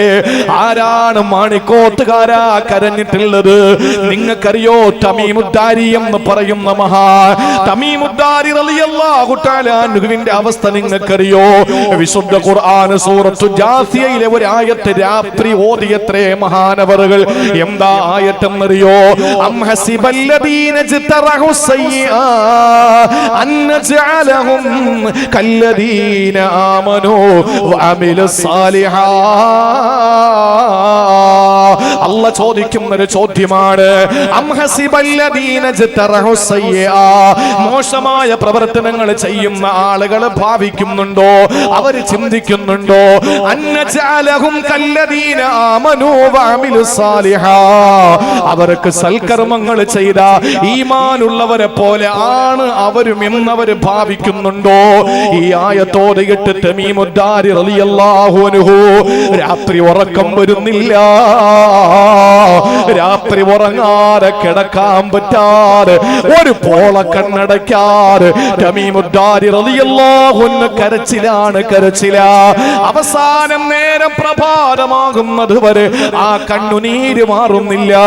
കരഞ്ഞ് കരഞ്ഞ് പ്രഭാതം വരെ കരഞ്ഞു എന്ന് തമീമുദ്ദാരി റളിയല്ലാഹു അൻഹുവിനെ പറ്റി റിപ്പോർട്ട് ചെയ്യുകയാ.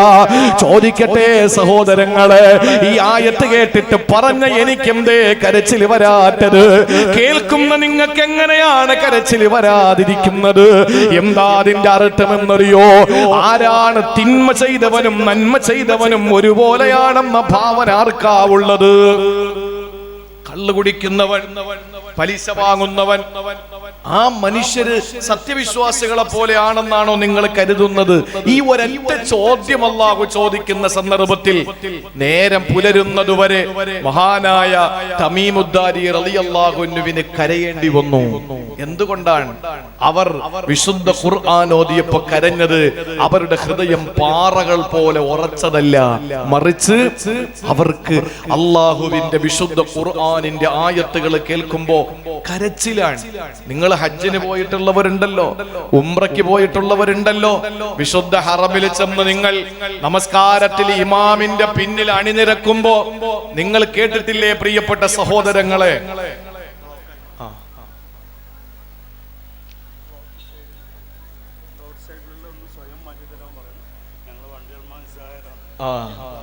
എന്റെ പ്രിയപ്പെട്ട സഹോദരങ്ങളെ, ഈ ശബ്ദം കേൾക്കുന്ന സഹോദരങ്ങൾ, KL 60Q 6262 സ്വിഫ്റ്റ് ഡിസയർ അല്ലേ? ആ വൈറ്റ് കളറാ അല്ലേ? സ്വിഫ്റ്റ് കാറാണ്. KL 60Q 6262. ആ വാഹനം ദയവ് ചെയ്ത് ഒന്ന് മാറ്റി കൊടുക്കണം. എല്ലാ വാഹനങ്ങളും നേരത്തെ ആമുഖം പറഞ്ഞത് അതാണ്. കാരണം ഞങ്ങൾ ഇങ്ങോട്ട് വരാൻ തന്നെ ഒരുപാട് പ്രയാസപ്പെട്ടതാണ്. പോലീസിന്റെ നിർദ്ദേശമുള്ളതാ. നമ്മൾ അനുസരണയുള്ളവരാ. മുസ്ലിം എന്ന് പറഞ്ഞാൽ പള്ളി നിസ്കരിക്കുന്നവനെന്നല്ല അർത്ഥം. അനുസരിക്കേണ്ടവരെ അനുസരിക്കുന്നവരാണ് മുസ്ലിം. അതുകൊണ്ട് എല്ലാ ആളുകളും സ്വയം നിയന്ത്രിക്കുകയും വാഹനങ്ങൾ ദയവ് ചെയ്ത് മാറ്റിപ്പാർപ്പിക്കുകയും ചെയ്യണം. സംഘാടകരും ഇതിന്റെ വോളണ്ടിയേഴ്സും അവർക്ക് ചെയ്യാൻ പറ്റുന്നതിന്റെ അപ്പുറം വരെ ചെയ്യുന്നുണ്ട്. അവർ ഈ വിഷയത്തിൽ നിസ്സഹായരാണ്.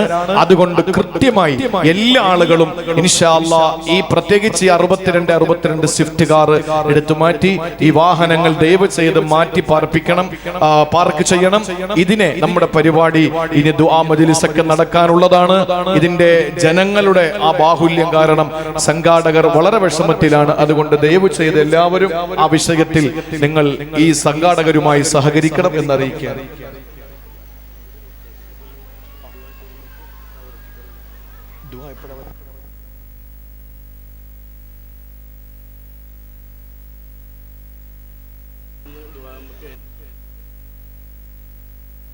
ഇൻഷാ അല്ലാഹ് സഹോദരിമാരുടെ ഭാഗത്തേക്ക് ഒരു കവർ തന്നു വിട്ടിട്ടുണ്ട്. ഇപ്പോ കവർ ഏൽപ്പിക്കുകയാണ്. ആ കവർ ബഹുമാനപ്പെട്ട ഉസ്താദിന്റെ ദുആക്ക് മുമ്പായി ആ കവർ തിരിച്ച് ഏൽപ്പിക്കണം. കവർ തിരിച്ചേൽപ്പിക്കലല്ല, അതിന് സാമ്പത്തിക സഹായം നിങ്ങളുടെ ഭാഗത്ത് നിന്ന് പ്രതീക്ഷിച്ചിട്ടാണ് ആ കവർ തന്നിട്ടുള്ളത്. എല്ലാവരും നല്ലൊരു സംഭാവന അതിൽ കരുതി അതിൽ വെച്ച് ഇൻഷാ അല്ലാഹ് അത് തിരികെ ഏൽപ്പിക്കണം. നമ്മുടെ ഉസ്താദ് ദുആക്ക് വേണ്ടി അരമണിക്കൂറിന്റെ ഉള്ളിൽ എത്തിച്ചേരും. ഇൻഷാ അല്ലാഹ് ആ ബാക്കി കാര്യങ്ങളുടെ ഞാൻ പറഞ്ഞു പൂർത്തീകരിച്ചാൽ ദുആക്ക് വേണ്ടി ഇൻഷാ അല്ലാഹ് ഒഴിഞ്ഞു കൊടുക്കണം.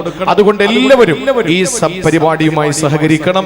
ഒരാളും നമ്മുടെ ഈ പരിപാടി കൊണ്ട് നിയമപാലകർക്കോ അല്ലെങ്കിൽ മറ്റ് ഏതെങ്കിലും റോഡിലൂടെ ട്രാവൽ ചെയ്യുന്ന ആളുകൾക്കോ ഒരു വിഷമം നമ്മൾ ഉണ്ടാക്കരുത്. ഈ മഹാനുഭാവന്റെ പൊരുത്തം നമുക്ക് കിട്ടൂല. അതുകൊണ്ട് എല്ലാവരും ആ വിഷയത്തിൽ ഒന്ന് സഹോദരിമാരും സഹോദരങ്ങളൊക്കെ ജാഗ്രത പാലിക്കണം. അല്ലാഹു തൗഫീഖ് തരട്ടെ. സഹോദരങ്ങളെ, നമ്മുടെ ജീവിതത്തിൽ ചെയ്യുന്ന സൽക്കർമ്മം ചെയ്യുന്ന ആളും ദുഷ്കർമ്മം ചെയ്യുന്ന ആളുകളും ഒരുപോലെയല്ല. അത് ഒരിക്കലും ഒരുപോലെ ആവൂല. അതെങ്ങനെ ഒരുപോലെ ആവുക?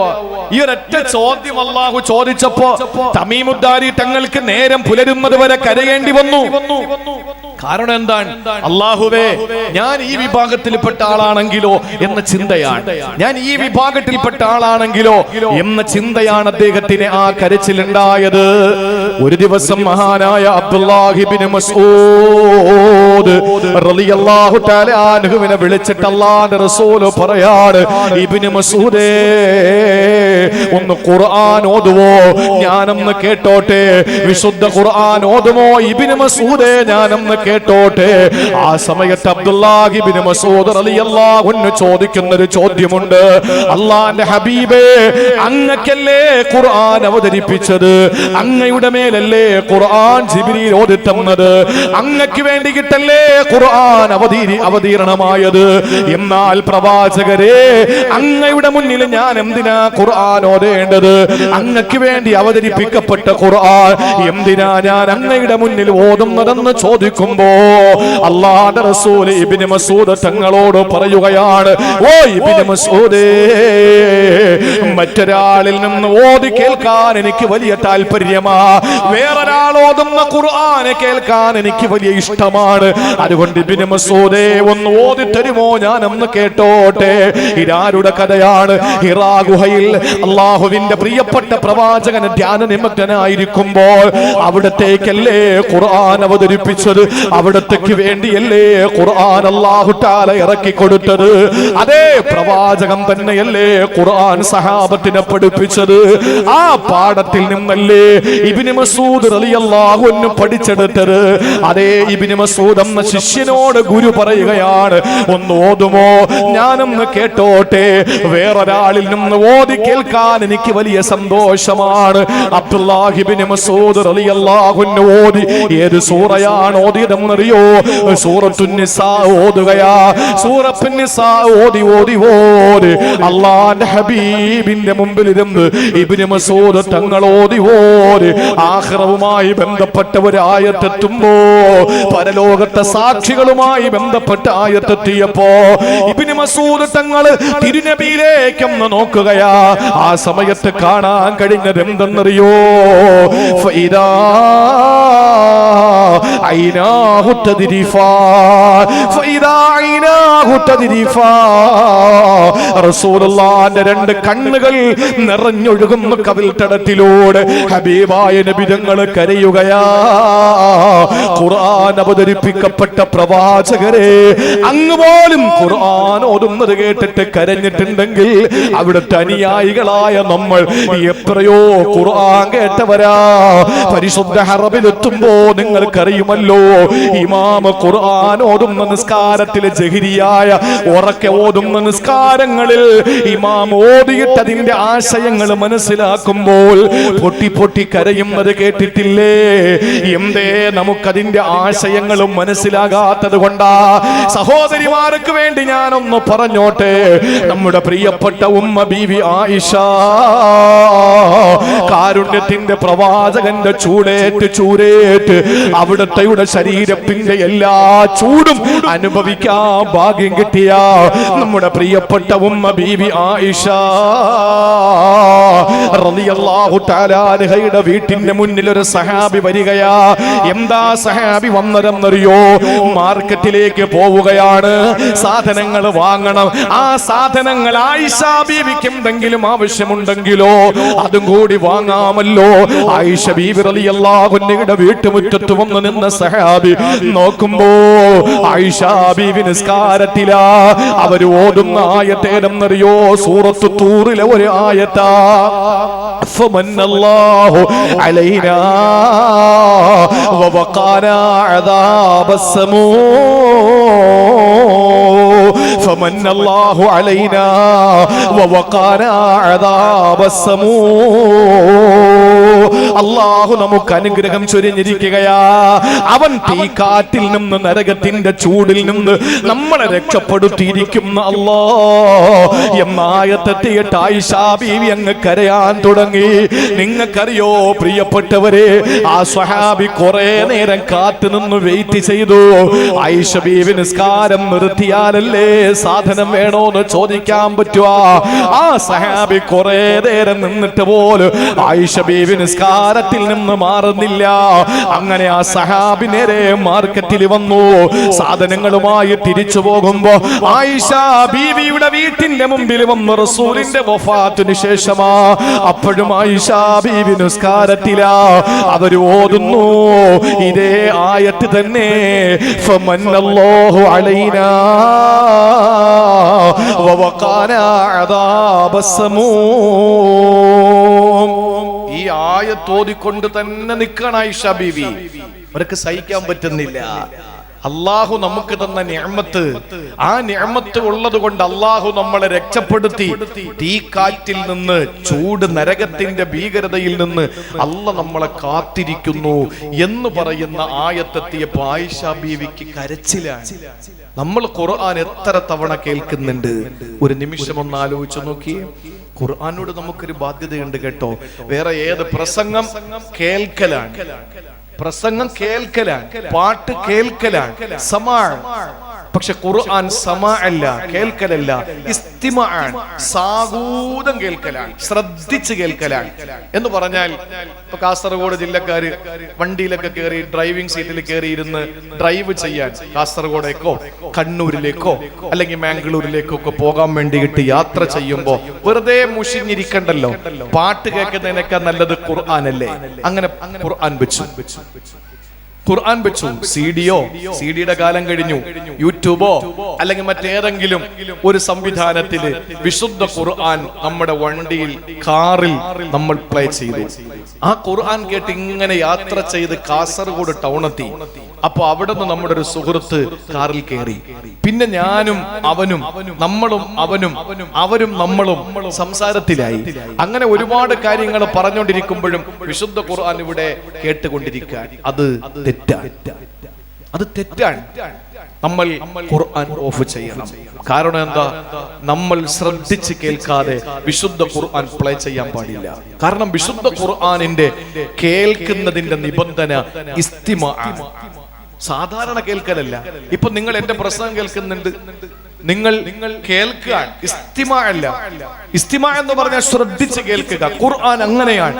ഓരോ പദങ്ങളും ഓരോ അക്ഷരങ്ങളും ഓരോ വാക്കുകളും ഓരോ വേടുകളും അത് സാഗൂതം ശ്രദ്ധിച്ച് നമ്മൾ കേൾക്കണം.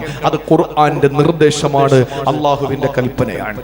അങ്ങനെ കേൾക്കുമ്പോ പ്രിയപ്പെട്ട സഹോദരങ്ങളെ, നമ്മുടെ കരച്ചിൽ വരും.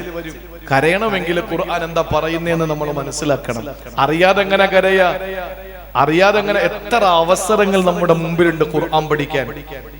ഭർത്താവ് മരിച്ചു, പോട്ടെ, ഭാര്യ മരിച്ചു. ആ ഭാര്യയുടെ മയ്യത്ത് പൊതിഞ്ഞെടുത്ത് മാണിക്കോത്ത് പള്ളിയിൽ കൊണ്ടുവന്നു.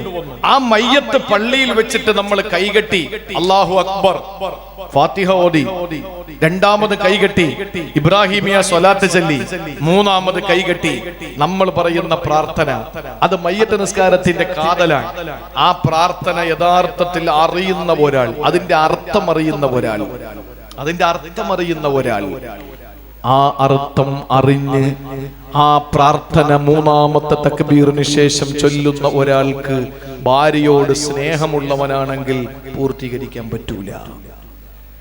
പക്ഷെ നമ്മൾ ചെല്ലുന്നുണ്ട്, എന്താ കാര്യം? നമുക്ക് അതിന്റെ അർത്ഥം അറിഞ്ഞൂടാ.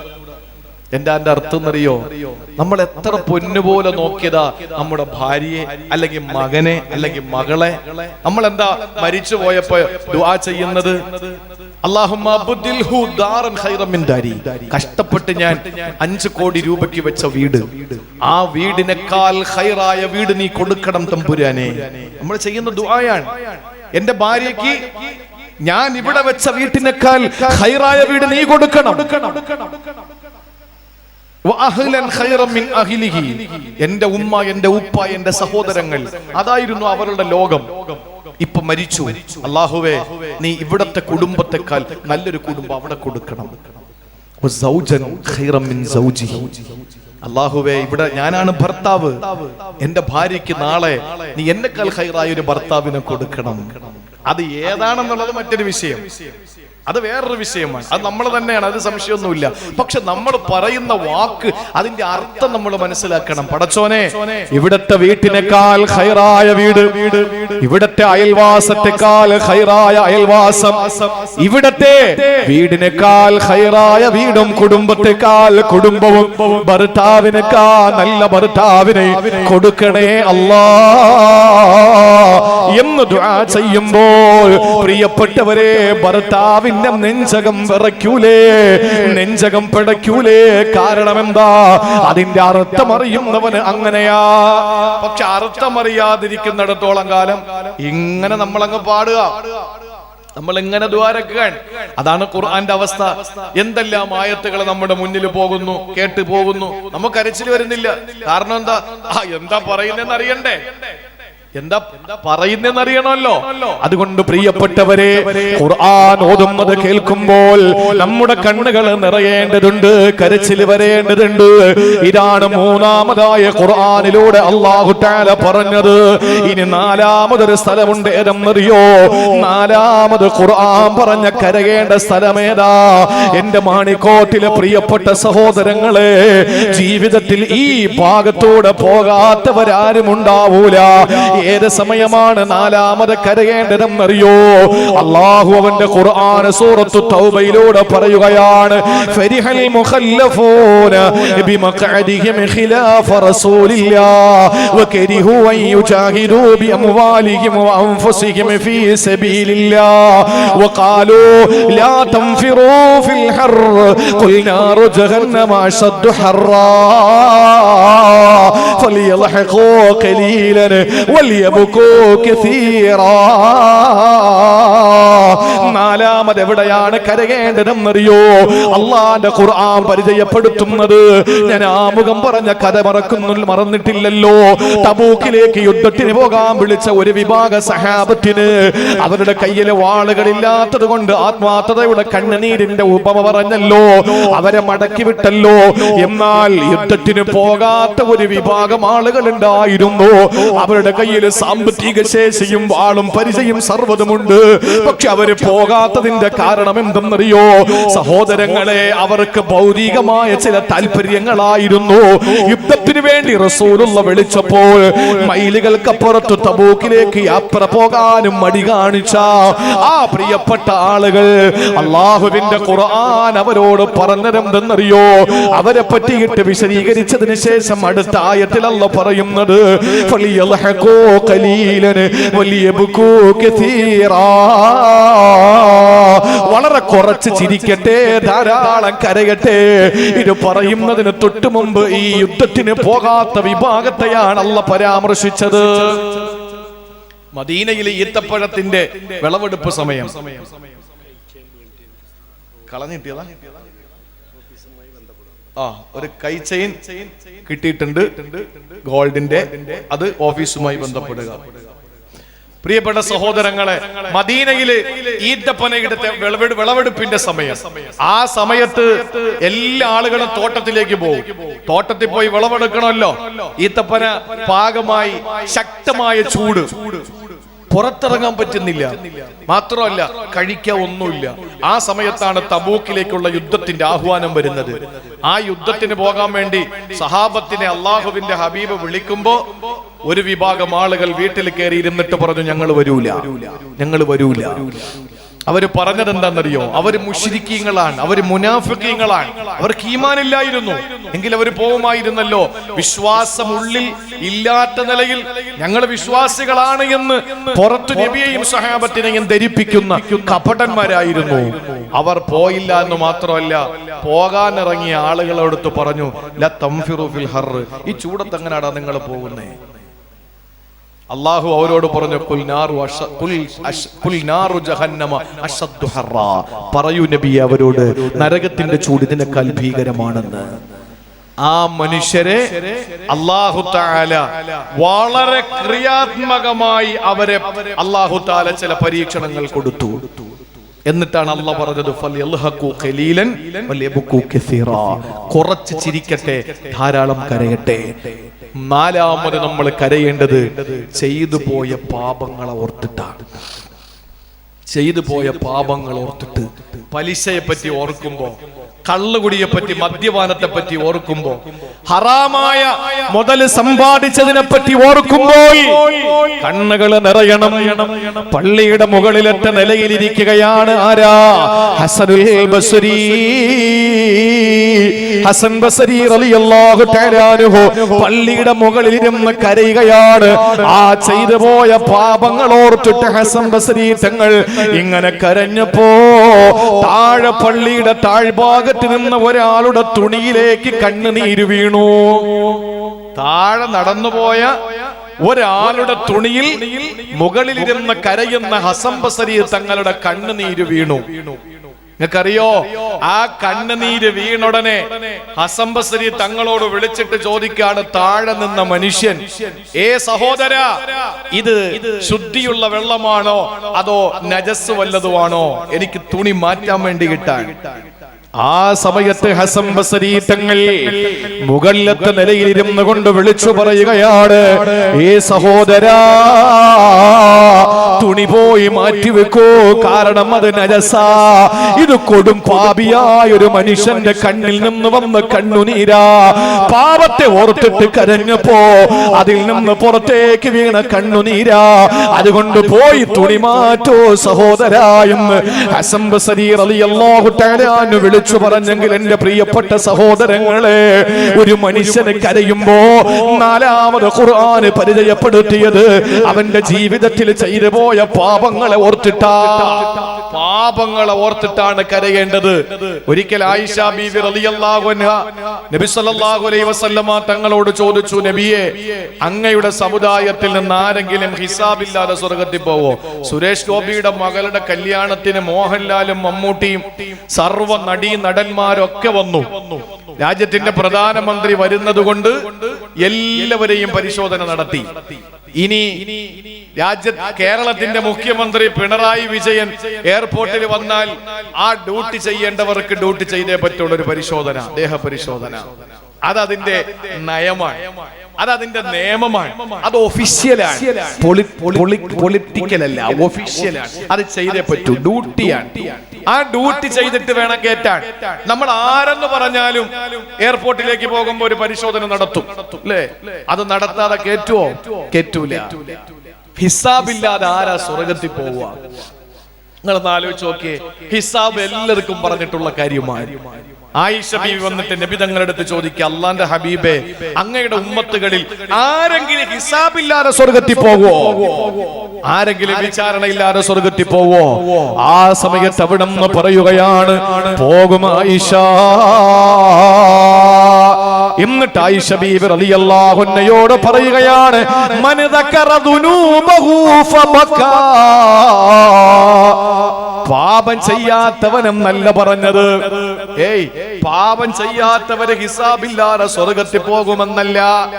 പാപം ചെയ്തവൻ ഒരു വേള മാനസാന്തരം വന്നിട്ട് പടച്ചവനെ ഞാൻ പാപം ചെയ്തല്ലോ എന്ന് ചിന്തിച്ചിട്ട് കരഞ്ഞ ഒരു മനുഷ്യന് ആ കരച്ചിൽ കൊണ്ട് വിചാരണയില്ലാതെ സ്വർഗത്തിൽ പോകുമെന്ന് ആദരവായ പ്രവാചകൻ നബി മുഹമ്മദ് മുസ്തഫ. പാവം ചെയ്യാത്തവനല്ല, ചെയ്തു. സാഹചര്യം, മനുഷ്യനാണല്ലോ നമ്മള് മനുഷ്യരാണ്, പാപങ്ങൾ ചെയ്തു പോകും. പക്ഷേ ആ ചെയ്ത പാപത്തിന്റെ പേരിൽ മാനസാന്തരം വന്ന് ഒരു നിമിഷം ഒന്ന് തിരിഞ്ഞു ചിന്തിക്കാൻ ഒരു മനുഷ്യന് കഴിയണം. ആ കണ്ണുനീര് എന്നിട്ട് അവന്റെ കണ്ണിൽ നിന്ന് പുറത്തേക്ക് വരുമ്പോ അവന് ഹിസാബില്ലാതെ സ്വർഗപ്രവേശനം ലഭിക്കുമെന്ന് ആദരവായ പ്രവാചകൻ നബി മുഹമ്മദ് മുസ്തഫ. മറക്കരുത്, സുജൂദില് ആഖിറത്തെ ഓർത്തിട്ട് വിശുദ്ധ ഖുർആൻ കേൾക്കുമ്പോ ചെയ്തു പോയ പാപങ്ങൾ ഓർത്തിട്ട് ഖുർആൻ പറയുന്നു, ഈ 4 സ്ഥലങ്ങളിൽ നിങ്ങൾ കരയണം, നിങ്ങൾ കരയണം. പ്രിയപ്പെട്ട സഹോദരങ്ങളെ, ഇനി ഞാൻ നിങ്ങളോട് പറയാൻ പോകുന്നത് ഒരുപാട് നീട്ടിക്കൊണ്ടു പോകുന്നില്ല. ഞാൻ പറയുന്നത്, നമ്മൾ ദുനിയാവിൽ കരഞ്ഞാൽ നമുക്ക് കിട്ടാൻ പോകുന്ന ഏറ്റവും വലിയ ഒരു പദവിയുണ്ട്. ആ ഒരൊറ്റ പദവി കൂടി ഞാൻ പറയും. അതിനു മുമ്പ് ഇൻഷാ അല്ലാഹ് പ്രിയപ്പെട്ട സഹോദരങ്ങളെ, ഇവിടെ കുറച്ച് തേന്, നിങ്ങളിപ്പോ ഇതിന്റെ കുറച്ച് നിർമ്മാണ പ്രവർത്തനങ്ങളൊക്കെ നടക്കുക അല്ലേ? നടക്കുന്നുണ്ട്. സാമ്പത്തിക ശേഷി ഉണ്ടോ ഇല്ലയോ എന്ന് നിങ്ങൾക്കും പടച്ചോനെ അറിയുള്ളൂ.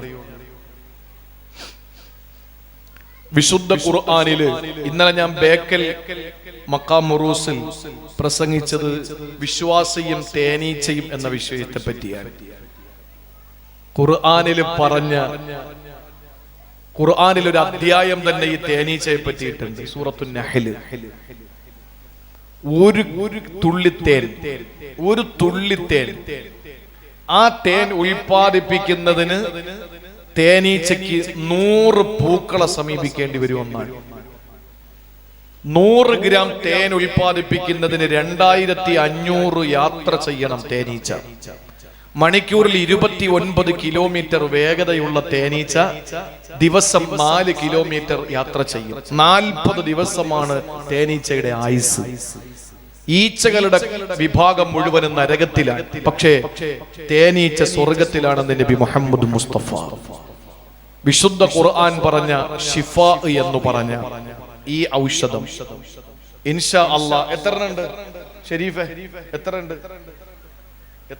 4 എണ്ണേ ഉള്ളൂ? 5 എണ്ണേ ഉള്ളൂ? 12 എണ്ണം ഉണ്ട്. ഒരെണ്ണം എടുത്തേ.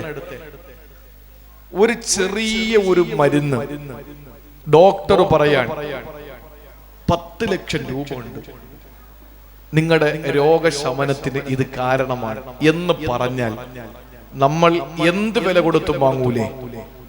രോഗം വെച്ച അല്ലാഹ്, ഇതിനെ സൃഷ്ടിച്ച അല്ലാഹ്, അവൻ പറഞ്ഞു ഫീഹി ശിഫാഉൽ ലിന്നാസ്, ഇതില് ശമനമുണ്ട് എന്ന്. 3 ദിവസം തുടർച്ചയായിട്ട് ഇത് നാവിൽ എത്തിച്ചാൽ വെറും വയറ്റിൽ അവന് ഒരു രോഗവും വരില്ല എന്ന് നബി മുഹമ്മദ് മുസ്തഫ. ഉദര സംബന്ധമായ എല്ലാ പ്രശ്നങ്ങൾക്കും പരിഹാരമാണ്. ഞാൻ ഇതൊരു വില പറഞ്ഞ് തരാൻ പോവാണ്. നിങ്ങൾ ഇപ്പൊ പൈസ കൊടുക്കണ്ട, ഇപ്പൊ കൊടുക്കണ്ട. നമുക്ക് എത്ര അവധി കൊടുക്കാം? എത്ര അവധി കൊടുക്കാം?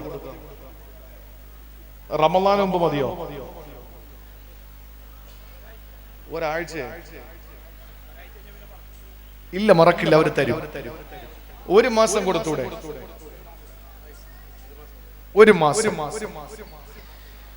അള്ളാഹുവിന്റെ ഖുർആനിലെ വിശ്വാസം ഉണ്ടെങ്കിൽ നമുക്ക് അള്ളാഹു തന്ന സമ്പത്ത് അവന്റെ മിൽക്കിയത്തിലുള്ളത് നമുക്ക് ഏൽപ്പിച്ചതാണെന്ന് ബോധമുള്ള ഒരാൾ ഒരു 6666 രൂപ കൊടുക്കും ഇൻഷാ അല്ലാഹ്. ഒരു മാസത്തെ അവധിയുണ്ട്.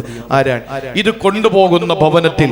അല്ലാഹുവേ, മാരകമായ ക്യാൻസർ പോലുള്ള രോഗങ്ങളെ തൊട്ട് ഇവിടത്തെ വീട്ടുകാരെ കാക്കണേ അല്ലാ, കുഞ്ഞുമക്കളെ കാക്കണേ അല്ലാ, ട്യൂമർ പോലുള്ള മാരകമായ രോഗങ്ങളെ തൊട്ട് കാക്കണേ അല്ലാ, എല്ലാ ബലാഫത്ത് മുസീബത്തുകളിൽ നിന്ന്, അപകട മരണങ്ങളിൽ നിന്ന് കാക്കണേ അല്ലാ, അറ്റാക്ക് പോലുള്ള പെട്ടെന്നുള്ള മരണങ്ങളെ തൊട്ട് കാക്കണേ അല്ലാ, ബിബറക്കത്തി ഫീഹി ശിഫാഉൽ ലിന്നാസ്, ബിബറക്കത്തി ബിസ്മില്ലാഹിർ റഹ്മാനിർ റഹീം. ആരാണ്? ഒരാൾ കൈപൊക്ക്. 6666 രൂപ. ആരാളുള്ളത്? ഏതെങ്കിലും ഒരു സഹോദരൻ ഇൻഷാ അല്ലാഹ് ഇതൊന്ന് വാങ്ങിക്കോ. നിങ്ങൾക്ക് ഒരു മാസത്തെ അവധിയുണ്ട്. ആരാണുള്ളത്? ഒന്ന് പറയും. ഇതിന്റെ നിർമ്മാണ പ്രവർത്തനങ്ങളൊക്കെ നടക്കാൻ അതിനു വേണ്ടിയിട്ടാണ്. ആരാളുള്ളത്? പുരുഷന്മാരുടെ ഭാഗത്ത് ആരെങ്കിലും ഒരാൾ വിശുദ്ധ ഖുർആൻ ശിഫ എന്ന് പറഞ്ഞ ഈ ഔഷധം, ഈ പാനീയം ഈ സദസ്സിൽ നിന്ന്, ഈ മഹത്തായ മജ്ലിസിൽ നിന്ന് കൊണ്ടുപോകുമ്പോൾ അള്ളാഹു എല്ലാ കുടുംബാദികളുടെ മുഴുവൻ രോഗങ്ങളെയും അള്ളാഹു കാത്തുരക്ഷിക്കട്ടെ. ആരാളുള്ളത്? ഇതിന്റെ വില നിങ്ങൾ നോക്കണ്ട. ഒരാൾ പറയും 6666 രൂപ. ആരാളുള്ളത്? ആരെങ്കിലും ഉണ്ടോ? സംഘാടകരൊന്നും അങ്ങോട്ട് ആ ഭാഗത്തേക്ക് ഒന്ന് പോയ ആരെങ്കിലും ഉണ്ടെന്ന് നോക്ക്. വളണ്ടിയേഴ്സോ ആരെങ്കിലും ഒന്ന് നോക്ക്. സഹോദരിമാരുടെ ഭാഗത്തും പോയി. ആരാളുള്ളത്? 6666 രൂപ.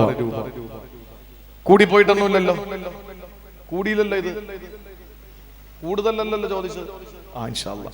ആരാളത്? വിശുദ്ധ ഖുർആനിന്റെ ആയത്തുകളുടെ എണ്ണമല്ലേ. അള്ളാഹു നമ്മളെ എല്ലാ വിപത്തിൽ നിന്നും കാത്തുരക്ഷിക്കട്ടെ. ആരാളത്? സഹോദരിമാരുടെ ഭാഗത്തേക്ക് കൊണ്ടുവരുന്നുണ്ട്. നിങ്ങൾ ആവശ്യമുള്ളത് വാങ്ങാം.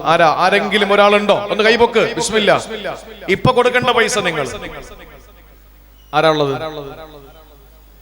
ഒരാൾ കൈപൊക്ക്. നമ്മുടെ ജീവിതത്തിൽ അള്ളാഹു തരുന്ന പരീക്ഷണങ്ങൾ, രോഗങ്ങൾ, ഇതിനൊക്കെ അള്ളാഹു താല ശമനം ഇതിൽ വെച്ചിട്ടുണ്ട്. ഖുർആനാണ്. സൂറത്തുൻ നഹ്ൽ 68-69 2 ആയത്തുകളിൽ അള്ളാഹു പ്രതിപാദിച്ചതാണ്. ആരാളുള്ളത്? ഉണ്ടോ? ചോദിച്ചിട്ട് ആർക്കും വേണ്ടാത്തത് എനിക്ക് പ്രശ്നമൊന്നുമില്ല. അള്ളാഹു വിധിച്ച് അവന്റെ ഫضലുള്ളവർക്ക് കൊണ്ടുപോകാൻ പറ്റും. ആരെങ്കിലും ഉണ്ടോ? ഈ സദസ്സിൽ ഇരിക്കുന്നവരിൽ ആരെങ്കിലും ഒരാൾ ഉണ്ടോ? ഈ സദസ്സിലോ സ്ത്രീകളുടെ ഭാഗത്തോ ഇൻഷാ അല്ലാഹ് ഉണ്ടെങ്കിൽ വേഗം ഒന്ന് പറയും. 6666 രൂപ. ഒരു മാസത്തിന്റെ അവധിയുണ്ട്. അതിന്റെ ഉള്ളിൽ കൊടുത്താൽ മതി. ആരാളുള്ളത്? അവിടെ ആരെങ്കിലും ഉണ്ടോ? സംഘാടകരുണ്ടോ? അല്ല, ഇവിടെ പുരുഷന്മാരുടെ ഭാഗത്ത്, ആ ഭാഗത്തേക്ക് ഇരിക്കുന്നവരുടെ കൂട്ടം വളണ്ടിയേഴ്സ് ഒന്ന് നോക്കി. ആരെങ്കിലും ഉണ്ടെങ്കിൽ പെട്ടെന്ന് പറയും. ഇൻഷാ അല്ലാഹ് നമുക്ക് ബാക്കി കാര്യം കൂടെ പറഞ്ഞ് ദുആക്ക് വേണ്ടി സദസ്സ് ബഹുമാനപ്പെട്ട ഉസ്താദ് അവർക്ക് മാറിക്കൊടുക്കേണ്ടതുണ്ട്. വേഗം.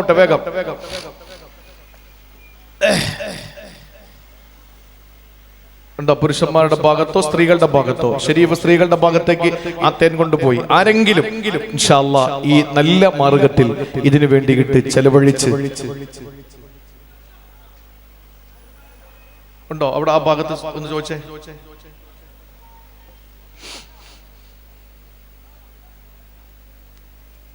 $6666 രൂപ. ആരെങ്കിലും ഉണ്ടെങ്കിൽ വേഗം പറയും. ഇൻഷാ അല്ലാഹ്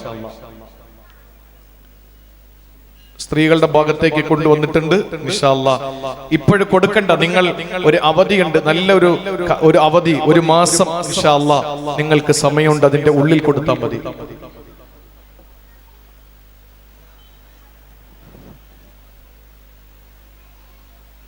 എന്താ പേര്?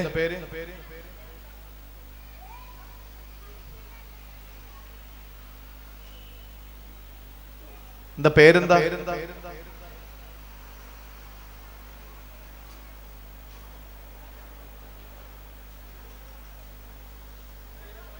പേര് പറയണ്ട.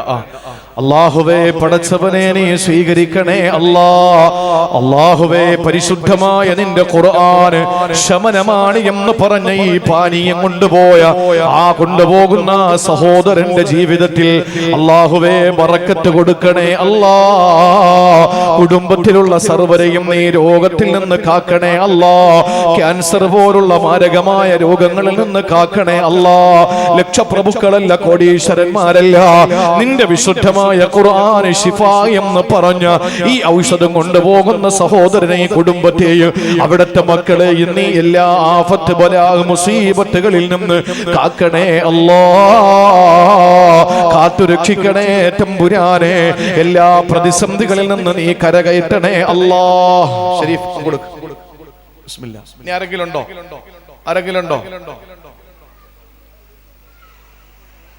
പുറകില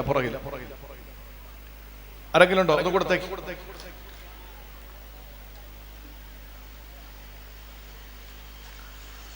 അതം കൊടുത്തേക്ക്. സ്ത്രീകളുടെ ഭാഗത്ത് കൊണ്ടുപോയാ എന്റെ വിവരം കിട്ടട്ടെ. ഇൻഷാ അല്ലാഹ് പെട്ടെന്നാവണം.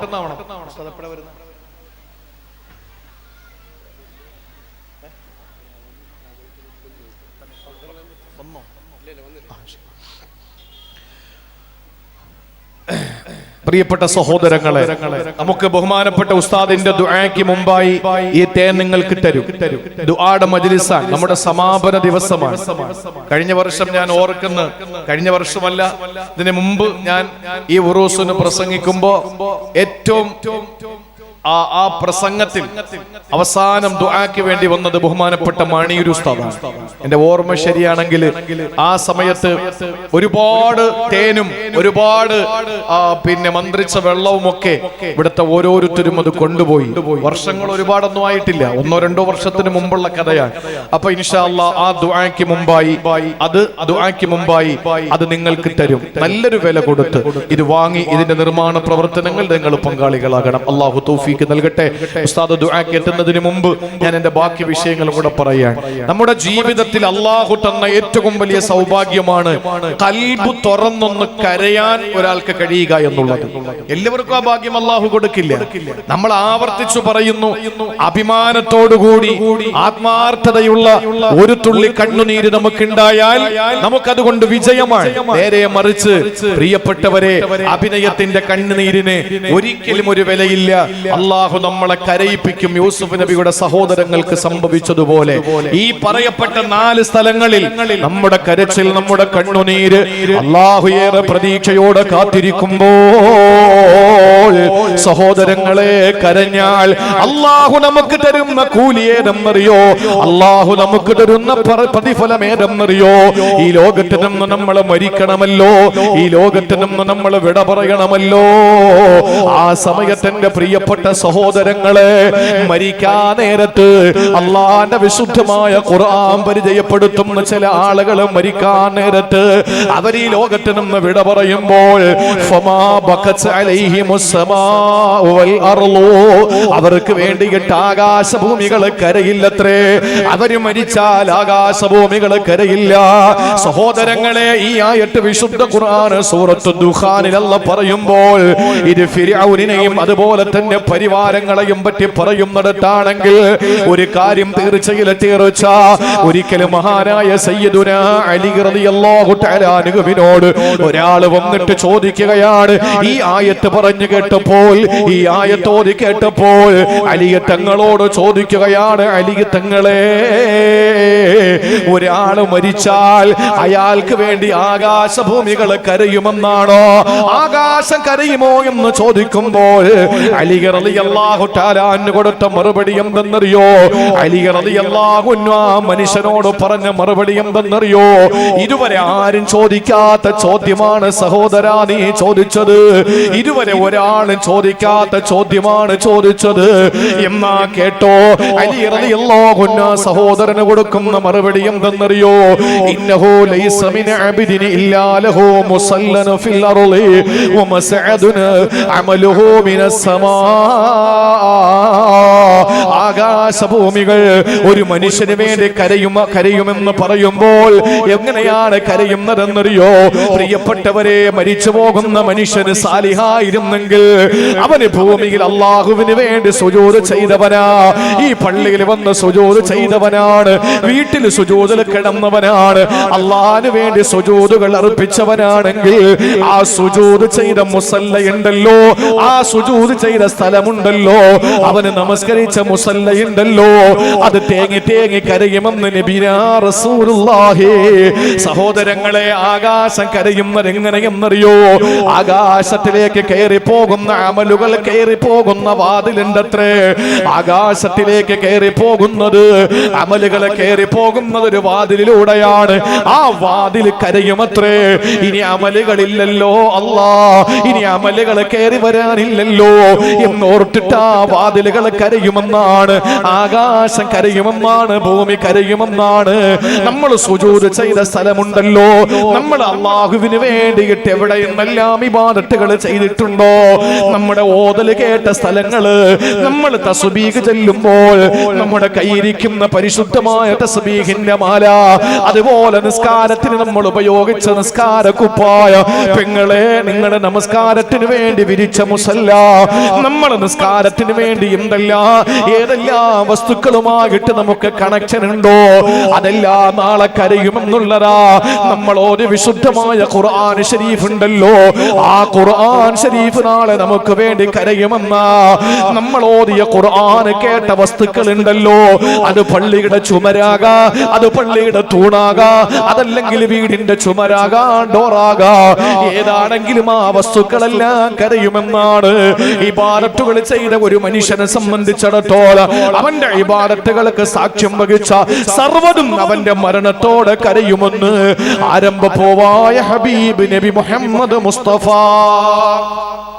ഒരു മനുഷ്യൻ 2 റക്അത്ത് നിസ്കരിച്ചാൽ ആ നിസ്കാരം നിർവഹിച്ച് അടുത്ത 2 റക്അത്ത് നിസ്കരിക്കുമ്പോൾ സ്ഥലം മാറി നിസ്കരിക്കണമെന്നാണ്.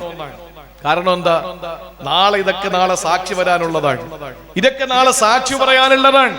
നമ്മുടെ ജീവിതത്തിൽ നമ്മുടെ അമലുകൾക്ക് സാന്നിധ്യം അരുളിയ സാക്ഷ്യം വഹിച്ച സർവ്വതും നാളെ പരലോകത്ത് വന്ന് നമുക്ക് വേണ്ടി അനുകൂലമായി സാക്ഷി നിൽക്കാനുള്ളതാണ്. പക്ഷേ നമ്മൾ ഓതിയ ഖുർആൻ ശരീഫ് കരയും. നാളെ നമ്മൾ മരിക്കുമ്പോ ഖുർആൻ കരയും, നിസ്കരിച്ച നിസ്കാരപ്പായ കരയും, നമ്മൾ ചൊല്ലിയ തസ്ബീഹുമാല കരയും. അല്ലാഹുവിന്റെ ഖുർആൻ പറഞ്ഞു, എന്നാൽ ഇതൊന്നുമില്ലാത്ത ഒരു മനുഷ്യർ, ഇതൊന്നും സൽക്കർമ്മങ്ങളൊന്നും ഇല്ലാത്ത മനുഷ്യൻ, ഫമാ ബഖത് അലൈഹിമുസ് സമാഉ വൽ അർദ്, അവന് വേണ്ടിയിട്ട് ആകാശഭൂമികൾ കരയില്ല, അവന് വേണ്ടിയിട്ട് ഒന്നും കരയില്ല.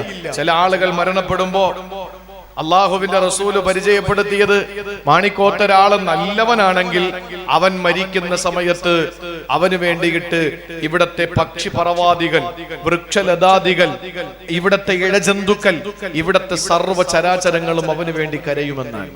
നമ്മൾ കാണുന്നത് മക്കള് കരയുന്നതാണ്. ആ മക്കള് കരയുന്നത് എത്ര ദിവസം? 3 അല്ലെങ്കിൽ 11 അല്ലെങ്കിൽ 40, അങ്ങേ അറ്റം പോയാൽ 1 ഇയർ. അത് കഴിഞ്ഞാൽ ആണ്ട് കഴിഞ്ഞാൽ പിന്നെ അവർക്ക് കരച്ചിലൊന്നും വരൂല. നമുക്ക് വേണ്ടി കരയേണ്ടത് മക്കളല്ല, നമുക്ക് വേണ്ടി കരയേണ്ടത് നമ്മൾ ഇബാദത്തുകൾക്ക് സാക്ഷ്യം വഹിച്ച വസ്തുക്കളാണ് കരയേണ്ടത്. അവിടെയാണ് പ്രിയപ്പെട്ടവരെ നമ്മുടെ ഇബാദത്തുകൾക്ക് ഏറ്റവും വലിയ സ്വീകാര്യത ഉണ്ടാവുക. അതുകൊണ്ട് ഈ കരയണമെങ്കിൽ നമ്മൾ ജീവിതത്തിൽ കരഞ്ഞവരായിരിക്കണം, നമ്മൾ ജീവിതത്തിൽ കരഞ്ഞവരായിരിക്കണം. എന്നാൽ ചിലര് മരണപ്പെടുമ്പോൾ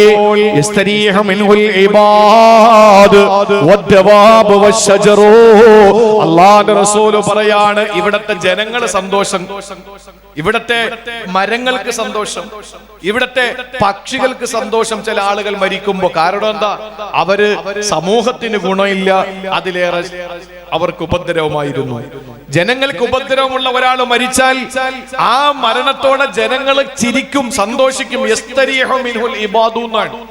ആളുകളൊക്കെ സന്തോഷവാന്മാരാവും. മരിച്ചല്ലോ. ചില ആളുകളുടെ മരണത്തെ പറ്റി പലപ്പോഴും പറഞ്ഞു കേട്ടിട്ടുണ്ട്, ആ നാട് നന്നാവുമെന്ന്. അല്ലേ? ചില ആളുകൾ പറയും ഒന്നും അല്ലെങ്കിൽ അവന്റെ ഭാര്യയെങ്കിലും രക്ഷപ്പെട്ടല്ലോ അവൻ മരിച്ചതോടുകൂടി.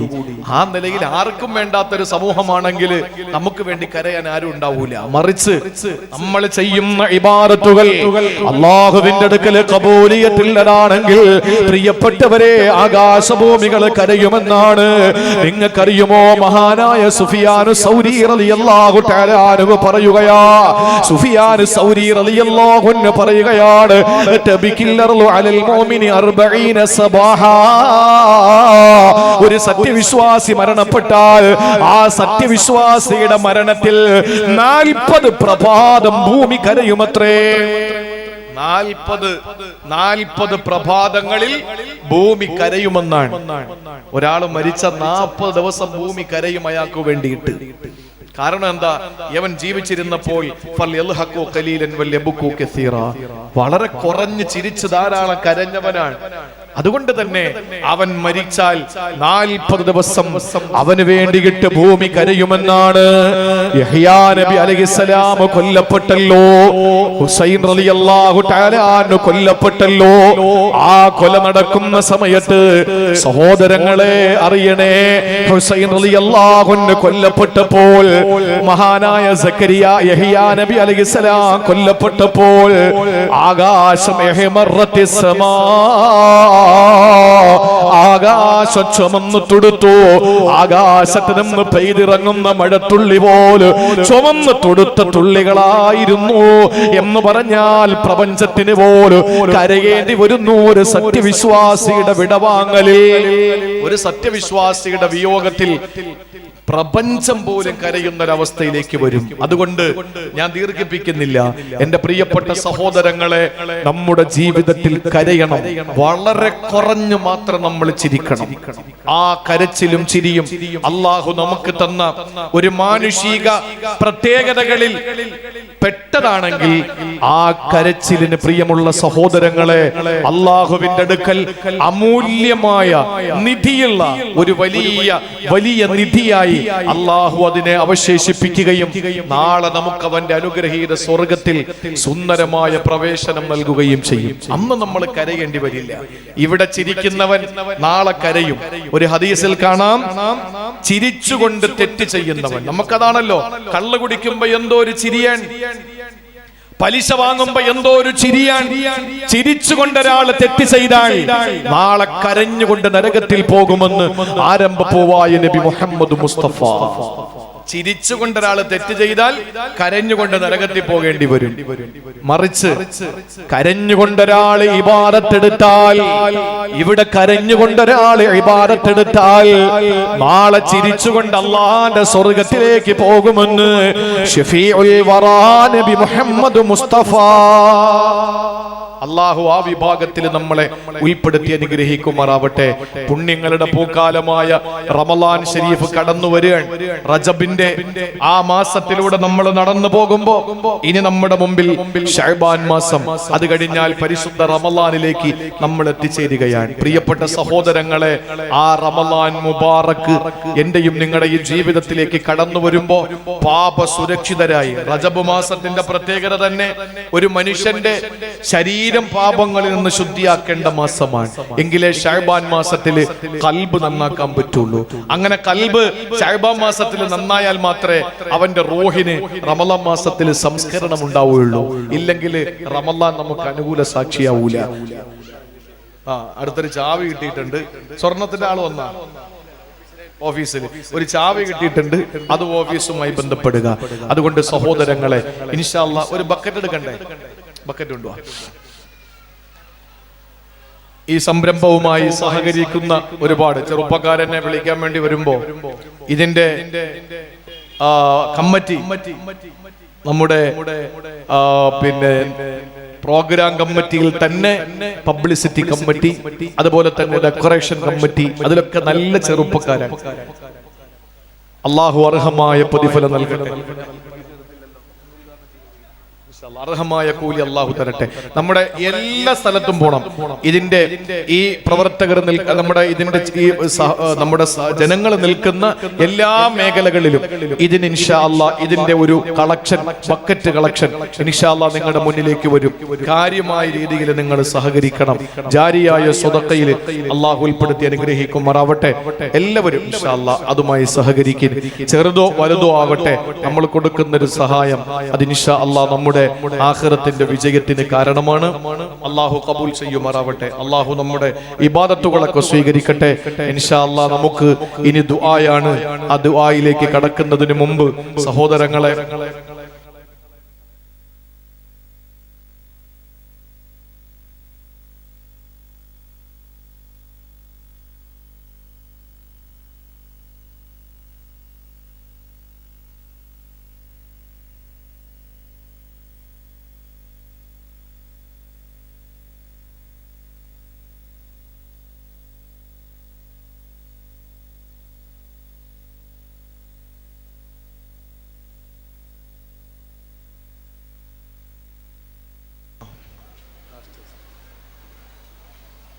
ആ ബക്കറ്റ് എല്ലാ ഭാഗത്തുനിന്ന് പോണേ ഇൻഷാ അല്ലാഹ്.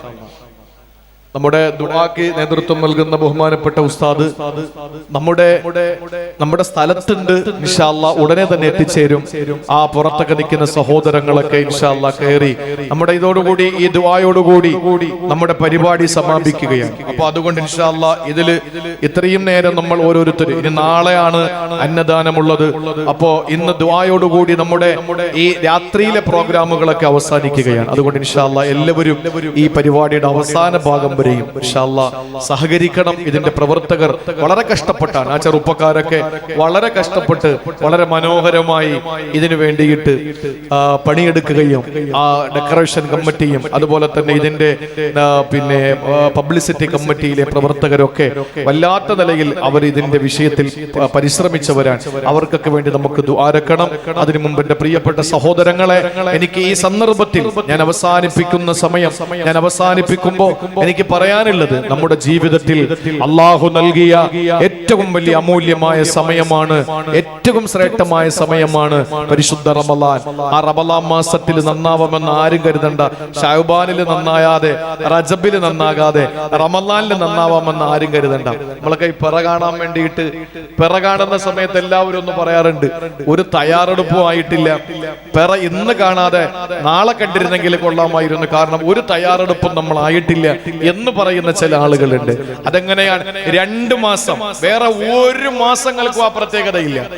2 മാസം അല്ലാഹു തആല കൊടുത്തു. ഒരു സത്യവിശ്വാസിക്ക് റമളാന് മുമ്പ് 2 മാസം കൊടുത്തു. നമ്മുടെ പരിശുദ്ധ റബീഉൽ അവ്വലിന് മുമ്പ് സഫറോ മുഹറമോ ഈ റബീഉൽ അവ്വലിനെ സൂചിപ്പിക്കുന്നില്ല. പക്ഷെ റമളാൻ മാസത്തിന്റെ മുമ്പ് ശഅബാനിലും അതിനു മുമ്പ് റജബിലും റമളാനെ പറ്റി പറഞ്ഞുകൊണ്ടേയിരിക്കുകയാണ് പള്ളിയിൽ. ബാരിക് ലനാ ഫീ റജബിൻ വ ശഅബാൻ വബല്ലിഗ്നാ റമളാൻ. കാരണം എന്താണ്? പെട്ടെന്ന് തയ്യാറെടുക്കാൻ വേണ്ടിയിട്ടാണ് റമളാനു വേണ്ടിയിട്ട്. ആ റമളാൻ നമ്മുടെ മുന്നിലെത്തുമ്പോൾ റജബ് മാസത്തിൽ അവന്റെ പാപങ്ങളിൽ നിന്ന് മനുഷ്യന് ശുദ്ധിയാകാതെ, റജബ് മാസത്തിലെ പാപക്കറകളിൽ നിന്ന് രക്ഷപ്പെടാതെ ഒരിക്കലും ശഅബാൻ മാസത്തിലേക്ക് പോകുന്നവന് ആ ശഅബാൻ മാസത്തിൽ അവന്റെ ഖൽബ് നന്നാക്കാൻ പറ്റൂല. റജബ് അല്ലാഹു തആല തന്നത് ലിതത്ഹീരിൽ ബദനി, പാപങ്ങളെ ശുദ്ധിയാക്കാൻ വേണ്ടിയാണ്. ആ മാസത്തിൽ ശുദ്ധീകരണം വരുത്താത്തവന് ശഅബാൻ മാസത്തിൽ അവന്റെ ഖൽബ് ശുദ്ധിയാകാൻ പറ്റൂല. ഖൽബ് ശുദ്ധിയാകാനുള്ള ലിതത്ഹീരിൽ ഖൽബി, ഹൃദയം ശുദ്ധിയാക്കാൻ വേണ്ടിയാണ് അല്ലാഹു തആല ശഅബാൻ മാസത്തെ തന്നത്. റമളാനോ ലിതത്ഹീരിർ റൂഹി, അവന്റെ ആത്മാവിനെ ശുദ്ധിയാക്കാനാണ് അല്ലാഹു തആല റമളാൻ മാസത്തെ തന്നത്. അപ്പോൾ ഖൽബ് ശുദ്ധിയാകാൻ ശഅബാൻ മാസം. റജബില് ശരീര ശുദ്ധിയാവാത്തവന് ഖൽബിൽ ശഅബാനിലെ ഖൽബ് ശുദ്ധിയാവൂല. ശഅബാനിലെ ഖൽബ് ശുദ്ധിയാകാത്തവന് റമളാനില് അവന്റെ റൂഹ് നന്നാവൂല. നമ്മുടെ റൂഹിനെ ശരിയാക്കാനാണ് അല്ലാഹു തആല റമളാൻ തരുന്നത്. അതുകൊണ്ട് ഇവിടെ തന്നെ തുടങ്ങണം. അതുകൊണ്ട് നഷ്ടപ്പെട്ടു പോയ ഇന്നലകളിൽ നമ്മുടെ ജീവിതത്തിൽ ജീവിതത്തിലെ ഈ റജബിന്റെ ഇന്നലകളിലുള്ള ഓരോ നിമിഷങ്ങളും നമുക്ക് നഷ്ടപ്പെട്ടു പോയി, ഒരിക്കലും നമുക്ക് തിരിച്ചു വരില്ല. അതുകൊണ്ട് സഹോദരങ്ങളെ, തിരിച്ചു വരാത്ത ആ റജബിന്റെ ഇന്നലകളിൽ സംഭവിച്ചു പോയ നഷ്ടമോർത്തിട്ട് അള്ളാന്റെ മുന്നിൽ ഇനിയുള്ള ഓരോ രാവുകളും തേങ്ങിക്കരയാ, പടച്ചവനിലേക്ക് ലയിച്ചു ചേരാ. അള്ളാഹുവിന്റെ ഖുർആൻ ഓതുന്നത് കേൾക്കുമ്പോൾ കണ്ണുനീര് പൊട്ടി കവിൾത്തടത്തിലൂടെ ചാലിട്ടിടുക, ആഖിറത്തെ പറ്റി പറയുമ്പോൾ കരയാ.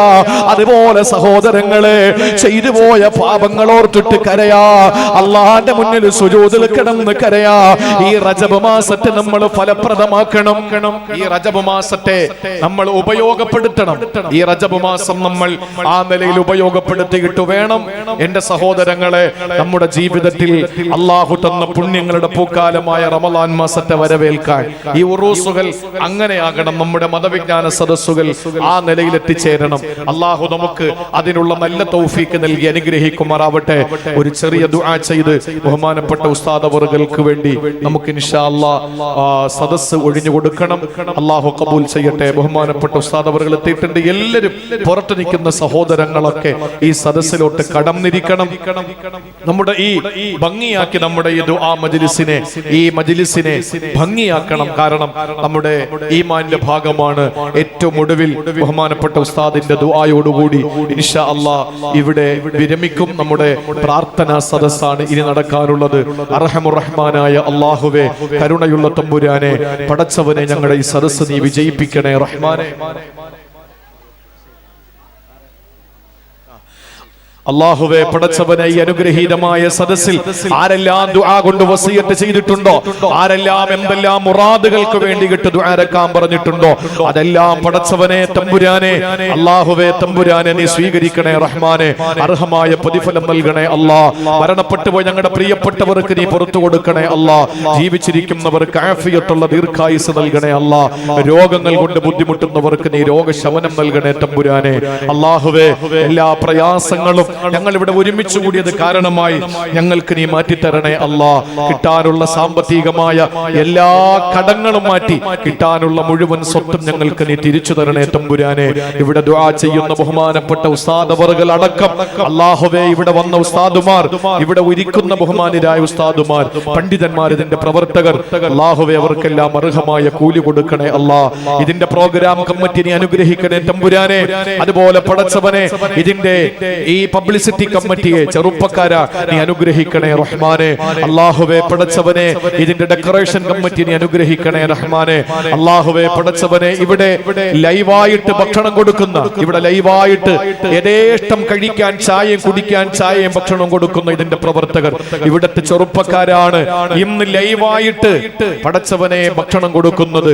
കഴിക്കാൻ പലതരത്തിലുള്ള പത്തരങ്ങൾ കൊടുത്ത് ഈ പരിശുദ്ധമായ സദസ്സിൽ വന്ന, ഉറൂസിന് വന്ന എല്ലാവരെയും എല്ലാ നിലയിലും സന്തോഷപ്പെടുത്തിയ ആ ചെറുപ്പക്കാരനെ അനുഗ്രഹിക്കണേ അല്ലാ, അനുഗ്രഹിക്കണേ തമ്പുരാനെ.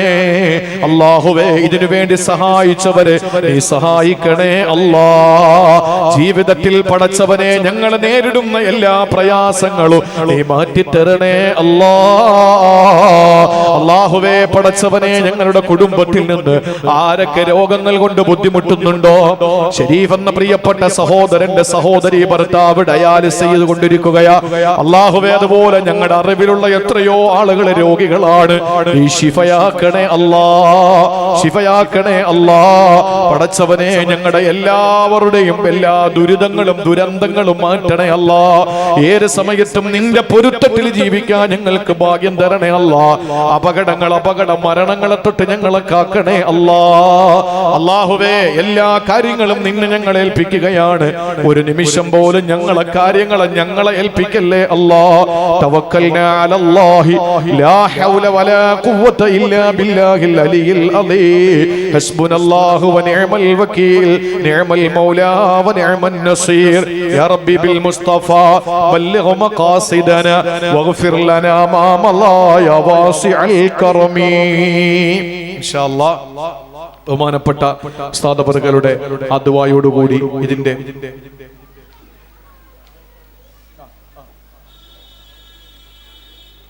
മക്കളില്ലാത്തൊരു സഹോദരി ഒരു കുപ്പി തേൻ 6666 രൂപയ്ക്ക് എടുത്തു.